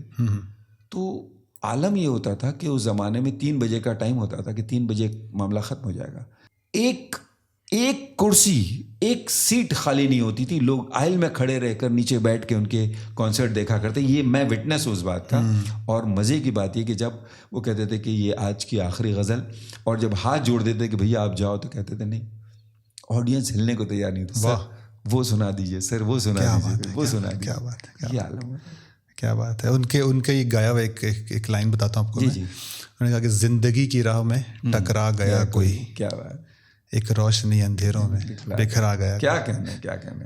اللہ تعالیٰ غری کی رحمت کرے. سبحان اللہ، انشاءاللہ. اللہ، بہت ہی پیاری آواز، بہت ہی پیاری ادائیگی. اور کچھ تو ایسی غزلیں جو محض مہدی حسن خان صاحب کی آواز کی وجہ سے زندہ جاوید ہوئی. گلوں میں رنگ بھرے بادلوں بہار چلے بھی آؤ کہ گلشن کا کاروبار چلے. کیا بات. اس کے بعد جو ایک اور مشہور زمانہ غزل تھی ان کی، زندگی میں تو سبھی پیار کیا کرتے. ایک ان کی محفل میں نے ان سے ذاتی طور پہ گزارش کی تھی کہ اب کے سال پونم میں جب تو آئے گی ملنے، اور وہ انہوں نے یہ کہہ کے گائے کہ یہ جو گیت ہے یہ مجھے بھی ذاتی طور پہ بہت پسند، بہت ہی پیاری. کبھی موقع ملے گا تو یہ ضرور سنیے گا. اب کے سال پونم میں جب تو آئے گی ملنے، ہم نے سوچ رکھا ہے رات یوں بتائیں گے، دھڑکنیں بچھا دیں گے ہم تمہارے قدموں میں، ہم نگاہوں سے تیری آرتی اتاریں گے. کیا بات ہے. غضب، زبردست، ماشاء اللہ. اب قادر خان صاحب جو ہیں، ان کا کوئی کیا سیکھا آپ؟ کوئی ڈائلاگ سیکھا ان سے آپ نے کچھ؟ کیونکہ ان کی آواز بڑی لاؤڈ، ایک بڑی آواز تھی نا. قادر خان صاحب اپنے آپ میں ایک انسٹیٹیوٹ ہے. ان کے بارے میں جو میں نے ان سے سیکھا، جو ان کو میں نے دیکھا، وہ یہ تھا کہ وہ ایک الگ ہی انسان تھے. ان پہ باقاعدہ ڈائلاگز کے الہام ہوا کرتے تھے. بہت ساری فلموں کے ڈائلاگ انہوں نے لکھے، اور انہوں نے اپنی زندگی میں کبھی کوئی ڈائلاگ ہاتھ سے نہیں لکھا، کیونکہ الہام جس تیزی سے ہوتے تھے ان پہ، وہ لکھ نہیں پاتے تھے. ان کے ساتھ میں ہمیشہ 2 لوگ ہوتے تھے. تو وہ کہیں بھی بس میں جا رہے ہیں، یار ایک کام کرو، یہ لکھو، اور وہ لکھا دیا کرتے تھے. وہ کبھی اپنے ہاتھ سے نہیں لکھتے تھے، اور وہ لکھ کے پھر وہ اپنے پاس محفوظ کر لیتے تھے، اور پھر وہ چیزیں کہیں بھی کسی بھی پلے میں استعمال ہو جاتی، استعمال کر لیتے تھے. اچھا. اور عام طور پر ان کے پلے عام زندگی سے ریلیونٹ ہوتے تھے، جو بالکل کامن مین کی زندگی پہ. تو اس سے یہ تھا کہ ہر ایک آدمی جو ان کے پلے دیکھتا تھا اتنا امپریس ہوتا تو وہ ایسا لگتا تھا کہ باقاعدہ جیسے میری کہانی چل رہی. یہ ان کی سادگی تھی. اور دوسری یہ چیز سیکھی ان سے کہ جس کردار میں آپ اترو، تو کبھی بھی آپ قادر خان صاحب کی کوئی بھی فلم دیکھ لیں، ہر ایک کردار جو انہوں نے نبھایا ہے اس میں آپ کو کہیں بھی قادر خان نظر نہیں آئیں گے. وہ صرف وہ کردار نظر آئے گا، گھس جاتے تھے کردار کے اندر. اور باقی ان کے علاوہ بہت سارے ایسے کردار ہیں جن کا میں نام نہیں ایسے ایکٹرز ہیں، ایسے آرٹسٹ ہیں، ان کا نام نہیں لینا چاہوں گا. وہ جو بھی کردار کریں وہ سمجھ آتا ہے کہ ہاں بھائی یہ فلاں آرٹسٹ یہ کام کر رہا ہے.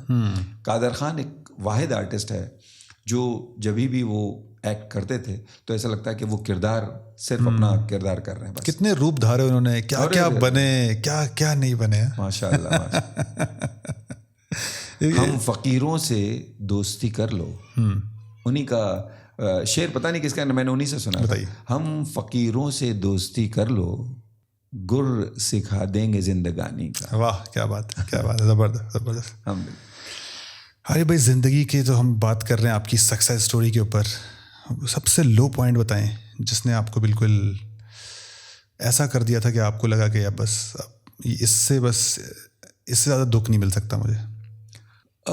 دکھ تو نہیں, ہاں ایک بار ایک چیلنجنگ سچویشن ایسی تھی کہ میں بہت بری طرح پھنس گیا تھا, اور اپ ٹو دا ایکسٹینٹ کہ مجھے ایسا لگا کہ شاید اس سچویشن سے باہر نہیں نکل پاؤں. ایک ایکسیڈنٹ ہو گیا تھا میرے ہاتھ سے, اور مجھے انہوں نے پکڑ کے پولیس اسٹیشن میں جمع کر دیا تھا. امارات میں؟ نہیں, انڈیا میں. اور میں جمع ہو گیا تھا, اور اس زمانے میں جو سوچ یہ چل رہی تھی کہ اب پتہ نہیں کیا ہوگا, سمجھ نہیں آ رہا تھا, بالکل جیسے بلینک اندھیرا آ گیا. پھر جو چیز میں نے اس وقت محسوس کی, جو میں آج صرف اس احساس کو میں الفاظ دے رہا ہوں, وہ یہ تھا کہ جب اس سچویشن سے جب میں باہر نکلوں گا اور جب میں پلٹ کے اسی سچویشن کو دیکھوں گا تو کتنا سکون لگے گا کہ یار الحمدللہ میں اس سے باہر آ گیا. صحیح. اس سچویشن میں رہتے رہتے میرے ذہن میں یہ خیال آیا کہ جب میں اس سے باہر نکلوں گا, آج کل پرسوں ہفتے بعد مہینے بعد, جب میں پلٹ کے دیکھوں گا تو اس وقت میں اس سچویشن کو بہت انجوائے کروں گا, گریٹفل رہیں گا. ہاں کہ یا اللہ الحمدللہ تو نے اس سچویشن سے بتا. اور وہی پتہ نہیں کیسے, لیکن وہی موقع تھا جب وہ پروسیس سے میں گزر رہا تھا اور میں مسکرا رہا تھا, اچانک اس سچویشن کا ریزالو یوں ایسے ہی ہو گیا. اچھا. تو وہ that was the lowest point in my life. اس کے علاوہ حالات رہیں, چیلنجنگ رہیں, لیکن سیڈ کبھی بھی نہیں. کس کی یاد آئی جب آپ پریشان ہو گئے تھے؟ بابا کی. بابا کی یاد آئی. سب سے پہلے بتایا بھی آپ نے ان کو؟ ہاں, بابا کو ہی بتایا. ہاں, مطلب ریلیشن شپ آپ کا ایسا تھا بالکل گھلا ملا ہوا؟ بالکل. اور مدر سے وہ بات چھپا لی تھی یا پتا تھا ان کو؟ نہیں, موم بابا دونوں بالکل بتا دیا, ٹرانسپیرنسی تھی سر, کوئی دقت. وہ ٹرسٹ تھا, وہ ٹرسٹ تھا یہ کہ اگر کالج یا اسکول نہیں جانا ہوتا تو صرف یہ بولنا کافی تھا کہ بابا آج میرا اسکول جانے کا من نہیں کر رہا. یہ بولنے کی ضرورت نہیں تھی کہ بابا پیٹ درد ہو رہا ہے, سر درد ہو رہا ہے, پیر میں دکھ رہا ہے, کوئی بکواس کی ضرورت نہیں. بابا آج من نہیں کر رہا, بس اتنا کافی تھا. تو وہ ٹرسٹ تھا کہ کوئی چیز ہم کہیں تو بابا سمجھ لیں گے. رائٹ. اور وہ اتنی پیاری چیز تھی جس نے جو بھی میں ہوں آج وہ اسی وجہ سے ہوں ماشاء اللہ. صحیح صحیح صحیح صحیح. کیا مشورہ دیں گے آپ جو بچے دیکھ رہے ہیں, ینگسٹرز زیادہ دیکھتے ہیں میرے جو پوڈ کاسٹ ہیں, کیا مشورہ دیں گے ان کو, کیسے زندگی میں اگر لو پوائنٹ آئے کیسے اپنے آپ کو, موٹیویشن کیا چیز ہوتی ہے, کوئی چیز ہوتی بھی ہے یا خود اپنے اندر آپ کو ایک آپ کے اندر ایک فائر ان دا بیلی ہونا چاہیے کہ اگر آپ ایک چیز نہیں کام کری آپ کی تو آپ نے دوسرا کچھ کیا, تیسرا کیا. بہت سارے لوگ ہمت ہار جاتے ہیں نا. ہمت ہار جاتے ہیں. دیکھیں اگر کوئی سچویشن ایسی ہو اور ایسا لگ رہا ہے کہ کوئی راستہ نہیں نکل رہا ہے, تو میری ایک چھوٹی سی رائے یہ ہے کہ تھوڑا سا آرام کر لو, تھوڑا سا آرام کر لو, اپنے آپ کو پھر گیدر کرو, نئے سرے سے سوچنے کی کوشش کرو اینڈ فائٹ بیک.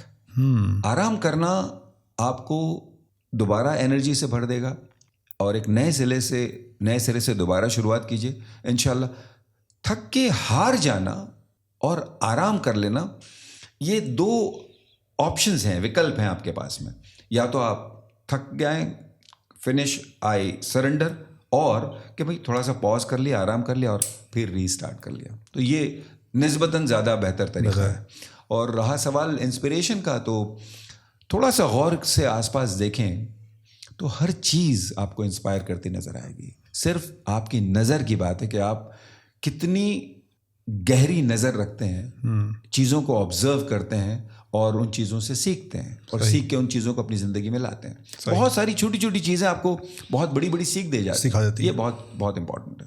تو آبزرویشنز از دا کی. کریکٹ.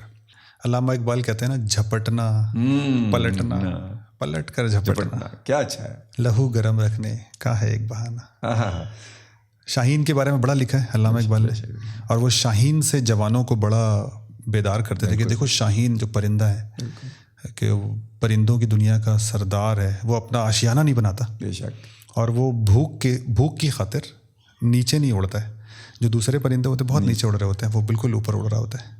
سبحان اللہ. ہاں, تو شاہین کے اوپر کتنے شعر لکھے ہیں, یہی جھپٹنا پلٹنا بھی اسی کے اوپر ہے. نہیں تیرا نشیبن قصر سلطانی کی گنبد پر, تو شاہی ہے بس کر پہاڑوں کی چٹان. ارے بھائی یہ بتائیے کہ جو کتابیں پڑھنے کا رجحان کم ہو گیا آج کل, تو جیسے لوگ آج مجھے وثوق سے تو نہیں, مجھے لگتا ہے کہ بہت بڑا ایک پرسنٹیج ہے جو لوگ کتابوں سے دور ہو گئے ہیں. آج تو چلیں پوڈ کاسٹ کی صورت میں ہم بہت ساری چیزیں کھول دیتے ہیں, بہت ساری چیزیں لوگ سن بھی لیتے ہیں چلتے پھرتے, دنیا زندگی مصروف ہو گئی ہے. تو کتاب پڑھنا کیسا ہے, پڑھنا چاہیے؟ کتاب پڑھنا بہت اچھا ہے. اور آپ پڑھتے ہیں کتاب؟ جی میں آج بھی پڑھتے ہیں؟ ابھی پڑھتا ہوں کتاب. ٹائم مل جاتا ہے؟ جی ہاں, میرے پاس بہت ساری اردو کی کتابیں ہیں, اور دونوں طرف کی, ادھر کی بھی ہیں اور آپ کے ملکوں کی بھی ہیں. مشتاق احمد یوسفی میرے فیوریٹ رائٹر ہیں, ان کی تقریباً 4 یا 5 کتابیں آئی ہیں, وہ 5 میں نے پڑھی ہیں. صحیح. اور اس کے علاوہ یہ ہے کہ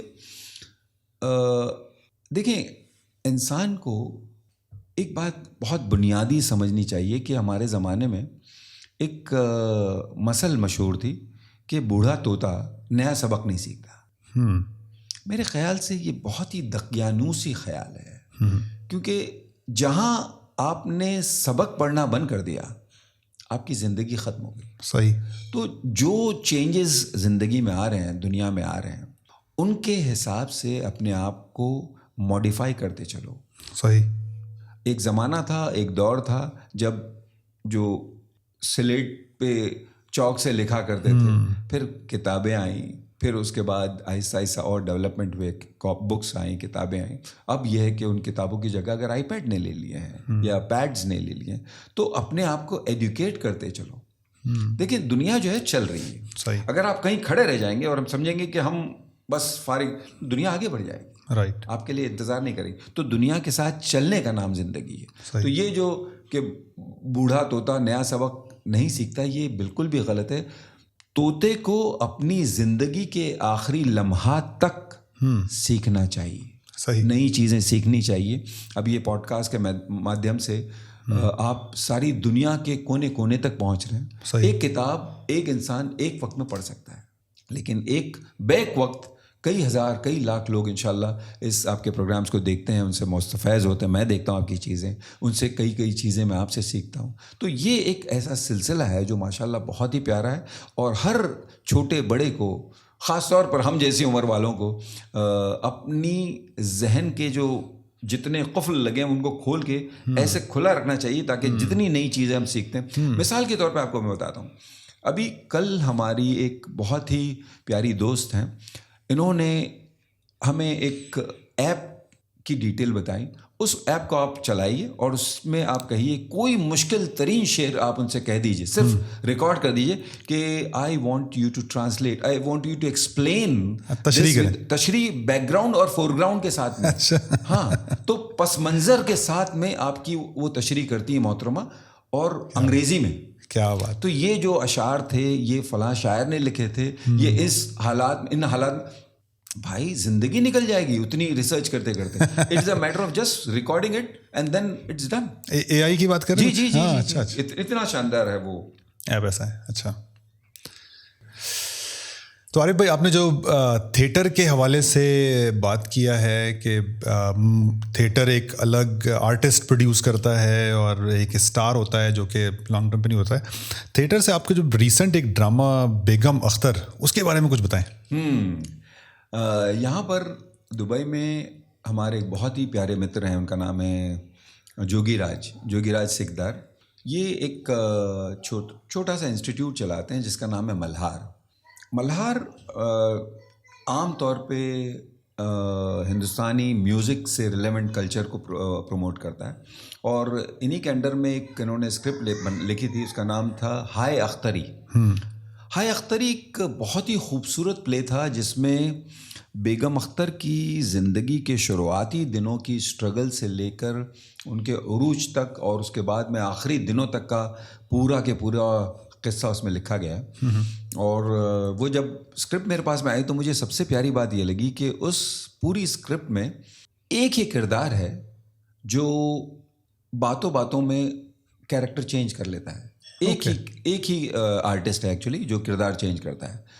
تو وہ تقریباً 9 یا 10 کردار اس بندے کو الگ الگ نبھانے تھے. سر کون ہے وہ بندہ؟ وہ اتفاق سے وہ آپ کا بھائی زہرا اور بی بی کے والد کا اونچا خاندان نہ صرف ان کی دوسری شادی کے خلاف تھا بلکہ ان معصوم بچیوں کو بھی وہ ناجائز سمجھتا تھا. ان کی نظر میں ان معصوم بچیوں کا وجود اونچے خاندان کے نام پر ایک بدنما داغ کی طرح تھا. رگے سنگ سے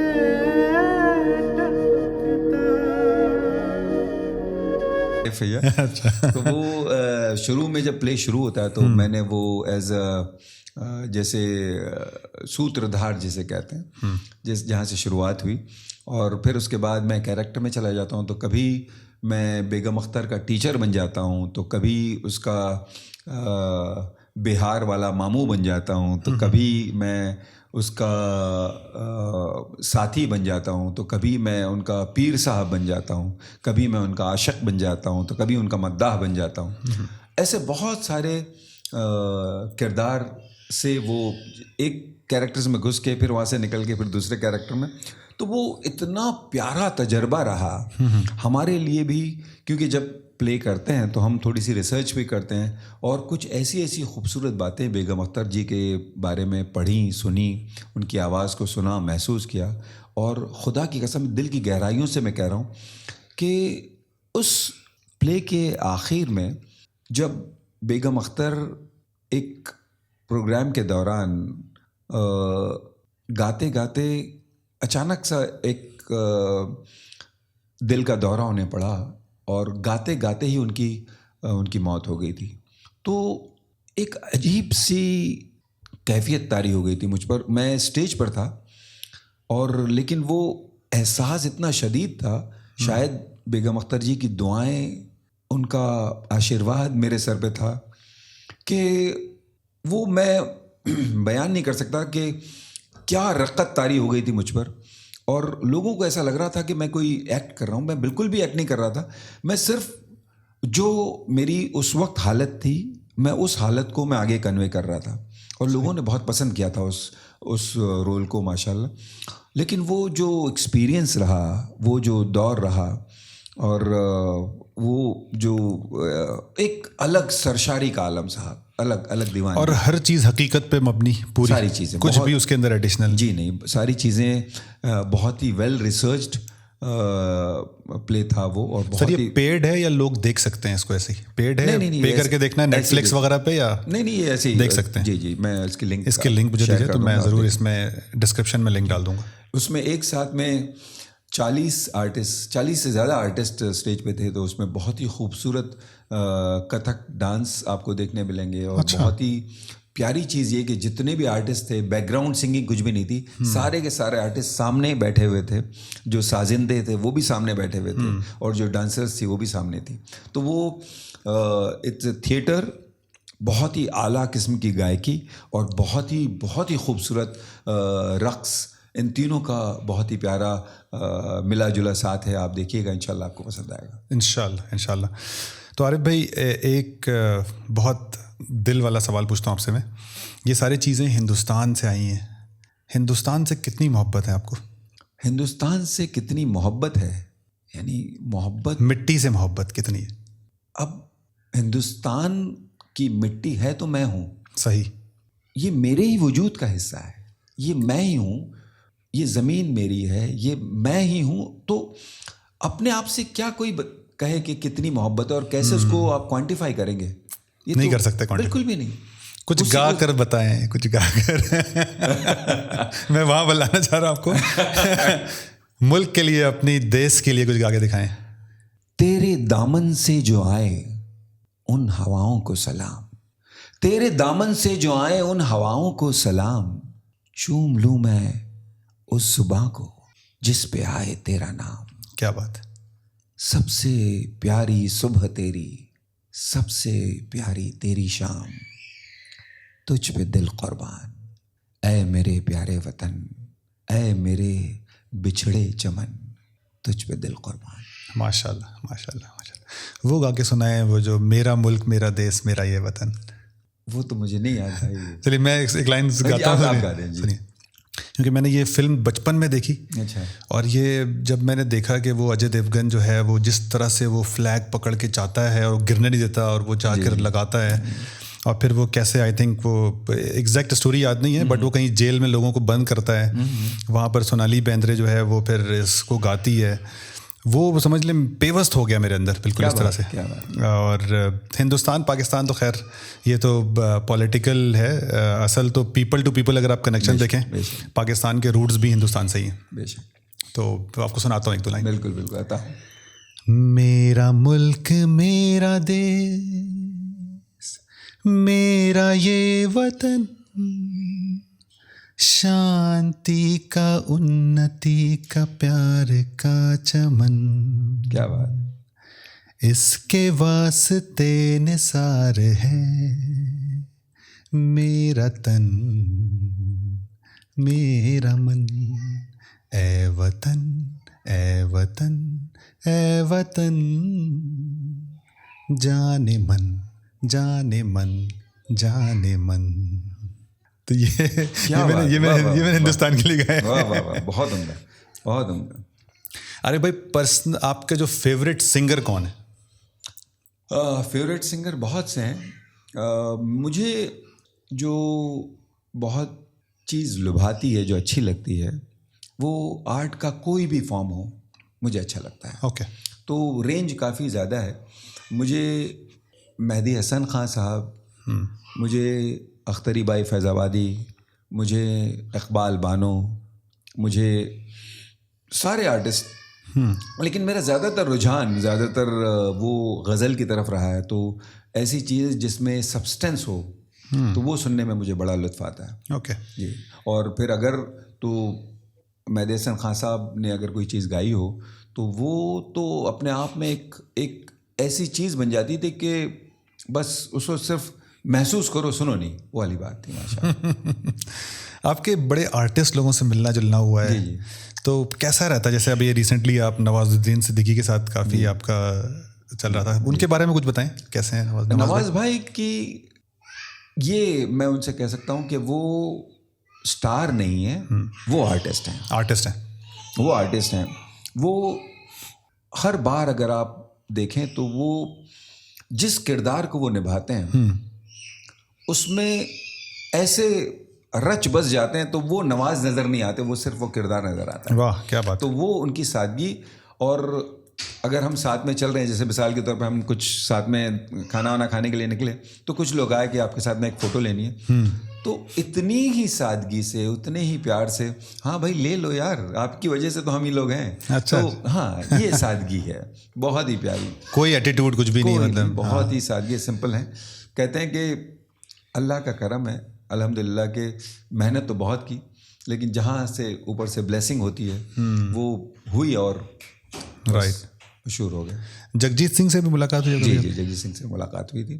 بہت ہی پیاری سلک آواز اگر کہیں تو کچھ عارف بھائی جو گانا آپ نے بتایا, کوئی مہدی حسن کچھ گانا ہے آپ نے ابھی تک گایا نہیں عارف بھائی, آپ نے شعر تو سنا دیا آپ نے. بات نکلے گی تو پھر دور تلک جائے گی, لوگ بے وجہ اداسی کا سبب پوچھیں گے, یہ بھی پوچھیں گے کہ تم اتنی پریشان کیوں ہو. کیا بات ہے, کیا بات ہے, زبردست. رات اندوری صاحب نے کہا نا کہ افواہ تھی کہ میری طبیعت خراب ہے. جو آپ نے پوچھنا بولا ہے نا, لوگوں نے پوچھ کے بیمار کر دیا. ارے بھائی ایک آخری جو سوال ہے میرا آپ سے, جو بچے ہیں, مطلب بہت لوگوں کے اندر بہت کچھ ہوتا ہے, اور شاید ایک چیز جو ان کے ٹیلنٹ کو, جو ان کے جو ہیں سارے فن, جو ان کے اندر فن ہے, وہ صرف ایک چیز سوچ لیتے ہیں کہ کیا کہیں گے لوگ, اس کا کیا ہے, اس کے لیے کیا سلوشن ہے آپ کے دماغ میں, کیا مشورہ ہے, نصیحت کیا ہے؟ بہت ہی آسان, بہت ہی سمپل. ایک بہت ہی پرانی فلم تھی راجیش کھنہ صاحب کی, اس میں گیت تھا, کچھ تو لوگ کہیں گے, لوگوں کا کام ہے کہنا, کچھ تو لوگ کہیں گے, لوگوں کا کام ہے کہنا, ارے چھوڑو بیکار کی باتوں میں کہیں بیت نہ جائے رہنا. تو بھیا اپنے کام کرتے چلو, لوگوں کا کیا, وہ تو کہیں گے. اور مزے کی بات ہے جتنی زبانیں شروع میں آپ کی تنقید میں جائیں گی اتنی ہی زبانیں یا اس سے کہیں زیادہ انشاءاللہ آپ کی تعریف کریں گے انشاءاللہ تعالیٰ. تو جو وہ کہتے ہیں وہ ان کو کہنے دو, آپ اپنا کام کرتے چلو, بس اتنی سی بات ہے. اپنا فن, اپنا جنون, اپنی جو پیشن ہے اس کو پرسویٹ کریے, اس کو فالو کریے اور کریے بھائی, کیا ہی دقت ہے. انشاءاللہ تعالیٰ اجرات سے بنتے چلے جائیں گے. اور مزے کی بات, ایک چھوٹی سی بات میں ختم کروں کہ ایک کسی بھی فن, کسی بھی آرٹ سے اگر آپ منسلک ہیں یا آپ کو کرنا پسند ہے تو ایک چھوٹی سی چیز کا احتیاط کریں, چھوٹی سی, بہت معمولی سی چیز کا. وہ یہ ہے کہ میں مثال دے کے سمجھاؤں, ایک بہت ہی ریناؤنڈ آرٹسٹ ہوا کرتے تھے, ان کا نام تھا وان گوگ. وان گوگ کو تصویریں بنانے کا بڑا شوق تھا, ونسنٹ وان گوگ. اور اس لیول کی دیوانگی تھی کہ انہوں نے اپنے گھر سے باہر ایک چھوٹا سا کٹیا میں ایک اسٹوڈیو بنا لیا تھا جس میں وہ لگے رہتے, دنوں پڑے رہتے اس میں, گھنٹوں اس میں لگے رہتے اپنا کام کرنے میں. اور ان کا بھائی تھا جو ان سے بہت پیار کرتا تھا. تو اتفاق کی بات کہ وان گوگ اتنے اعلیٰ آرٹسٹ ہونے کے باوجود ان کی زندگی میں ان کی ایک بھی پینٹنگ نہیں بکی تھی. اچھا. تو بھائی کو ان کو ایسا لگا کہ یار اتنا اچھا پینٹر ہے میرا بھائی, اتنی عالی شان پینٹنگز بناتا ہے, کم از کم ایک تو پینٹنگ اس کی بکے. تو بہت سوچ بچار کرنے کے بعد اس نے یہ کیا کہ اپنے ایک اسٹریٹ اسمارٹ بندے نہیں ہوتے, کسی کو پکڑ لے, ادھر یہ پیسے لے لے اور جا کے نا وان گوگ سے ان کی ایک پینٹنگ خرید لے. بڑا آسان تھا, وہ بولے یہ پیسے ان کے لیے اور یہ پیسے تیرے لیے. وہ بڑا خوش کہ بھائی چلو پیسے مل رہے ہیں ایک چھوٹے سے کام کے. وہ گیا, اب زندگی میں پہلی بار کوئی آدمی وان گوگ کے سامنے آیا ہے, ان کا نام لے کے آیا ہے اور ان کی پینٹنگ دیکھنا چاہ رہا ہے. تو وہ بھی اندر سے بڑے خوش کہ چلو بھائی کوئی تو آیا. لیکن وان گوگ کوئی ایسا ٹچا آرٹسٹ نہیں تھا بھائی, وہ تو بہت ہی عظیم فنکار. تو انہیں 1 سے 2 منٹ کے اندر سمجھ میں آ گیا کہ یہ جو بندہ آیا ہے نہ اسے جو اسٹروکس ہیں ان کے ڈیپتھ کا اندازہ ہے, نہ انہیں ان کی جو فنی باریکیاں اس کے بارے میں کچھ ان کو اس بندے کو پینٹنگ کے بارے میں کچھ پتہ ہی نہیں. تو انہوں نے 1-2 پینٹنگ ان کو دکھائی, اس کے بعد کہ اچھا سنیے آپ مجھے معاف فرمائیں کہ میں اپنی پینٹنگ آپ کو نہیں بھیج سکتا. تو بولے کیوں یہ والی دے دو.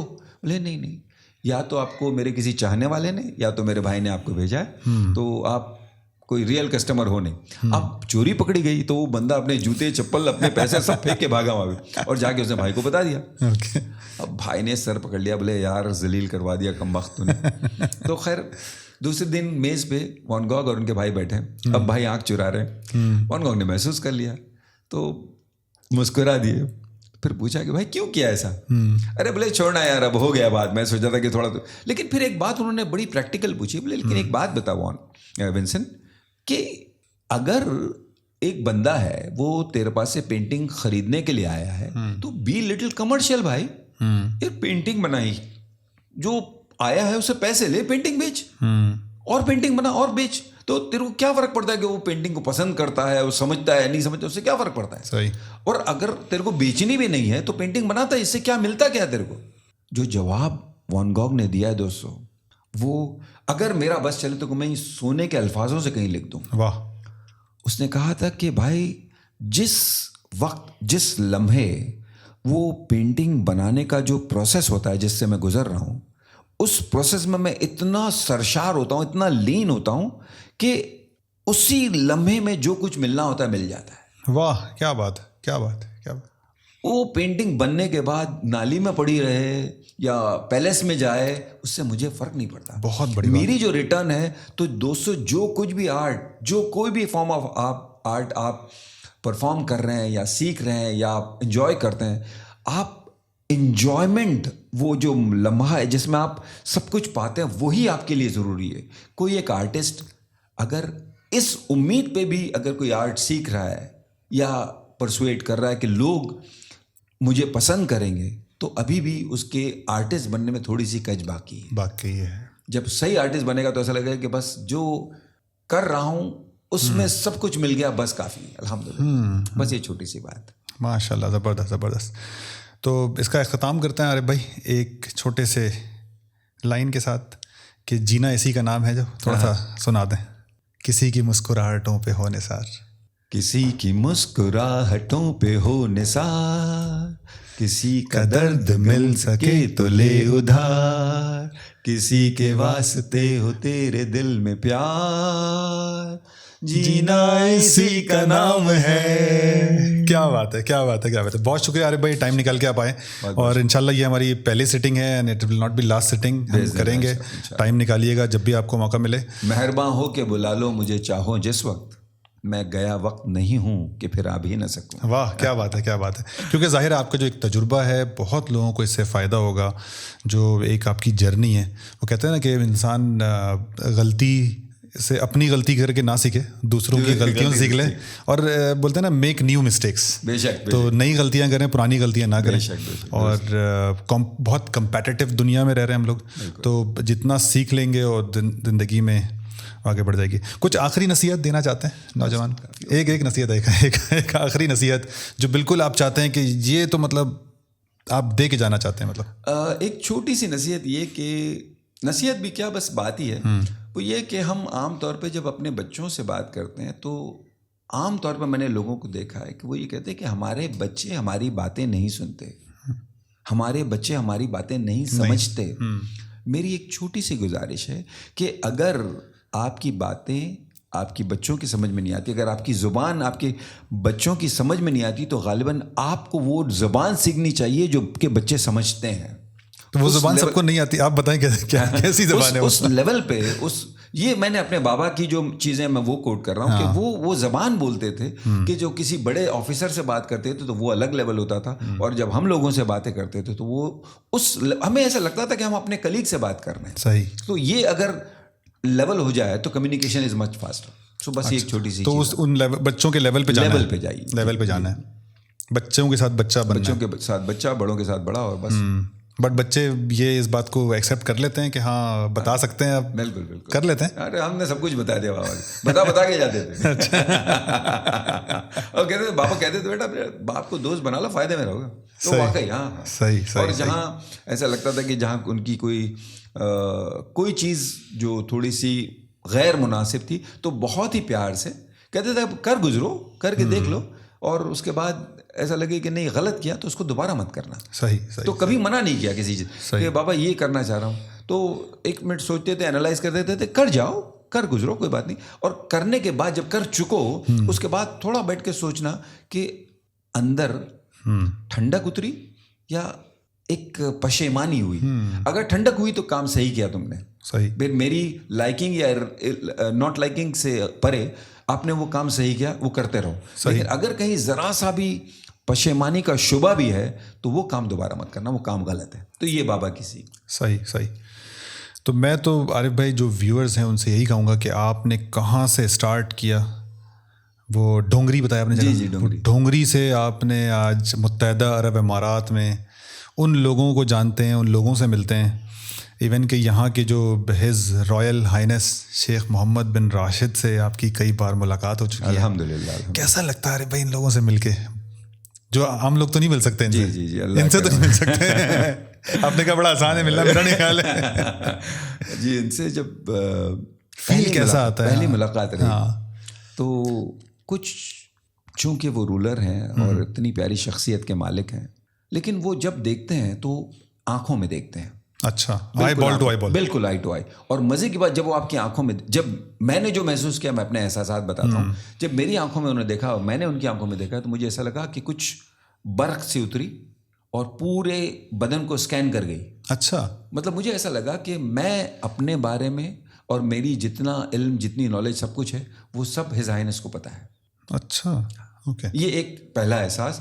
اور اتنی ہی سادگی سے، اتنی ہی پیار سے باتیں کرتے ہیں وہ، اتنی خلوص سے. جب ان سے ہاتھ ملائیے تو گرم جوشی کا یہ عالم ہوتا ہے کہ ایسا لگتا ہے کہ آپ اپنے والد کے آغوش میں ہو. واہ. ایک ایسے انسان کے آغوش میں ہو کہ آپ کو دنیا کی کسی چیز سے کوئی خطرہ نہیں ہو. یہ ایک بہت دو چیزیں جو محسوس کی میں نے ان شخص کے بارے میں, تو وہ ارے بھائی میرے نظر میں یہ بہت بڑی کامیابی ہے کہ ڈونگری سے نکل کر شیخ محمد سے ہاتھ ملانا جو ہے نا, یہ ابھی تک میرے خیال سے اتنا آسان نہیں. تو آپ کی سکسیس اسٹوری پہ میں نے آئی تھنک بہت زیادہ تو ابھی بھی بات نہیں کیا ہے. میرے خیال سے پورا دن ہم لگا دیں تب بھی پوری چیزیں نہ آئیں. ابھی بھی آپ کی پرسنل لائف باقی ہے, شادیاں باقی ہیں, رشتہ باقی, وہ سب انشاءاللہ ایک ہی ہے. نہیں آفیشلی تو مجھے پتہ ہے کہ بٹ اباؤٹ ان آفیشلی الحمدللہ. رائٹ. تو پھر بچے بھی باقی ہیں, بہت ساری چیزیں ہیں, تو انشاءاللہ نیکسٹ سٹنگ میں کریں گے. آپ کا بہت بہت شکریہ, آپ ٹائم نکل کر آئے, اور دل سے دعائیں آپ کے لیے, اور ہمیشہ خوش رہیے. آپ کو دیکھ کے ہمیں ایک انرجی ملتی ہے, اور جب بھی میں دیکھتا ہوں آپ کو کہ آپ کے اندر جو ایک انرجی, ایک اسپارک ہے نا, وہ ہم لوگ ریسیو کرتے ہیں, پھر اس کے اوپر کام کرتے ہیں بیسیکلی. تو آئی بلیو آج جو آپ نے گر دیے ہیں, جو چیزیں بتائی ہیں, اس کو بھی ہم دیکھیں گے. کوئی سلیقہ نہ آرزو کا, کوئی سلیقہ نہ آرزو کا, نہ بندگی میری بندگی ہے, نہ مانگنا آتا ہے, نہ عبادت کرنی آتی ہے. کوئی سلیقہ, میری اوقات ہی نہیں ہے کچھ. کوئی سلیقہ نہ آرزو کا, نہ بندگی میری بندگی ہے. یہ سب تمہارا کرم ہے آقا کہ بات اب تک بنی ہو. واہ واہ واہ, کیا بات ہے, کیا بات ہے, کیا بات ہے, کیا بات ہے جناب علی, بہت زبردست.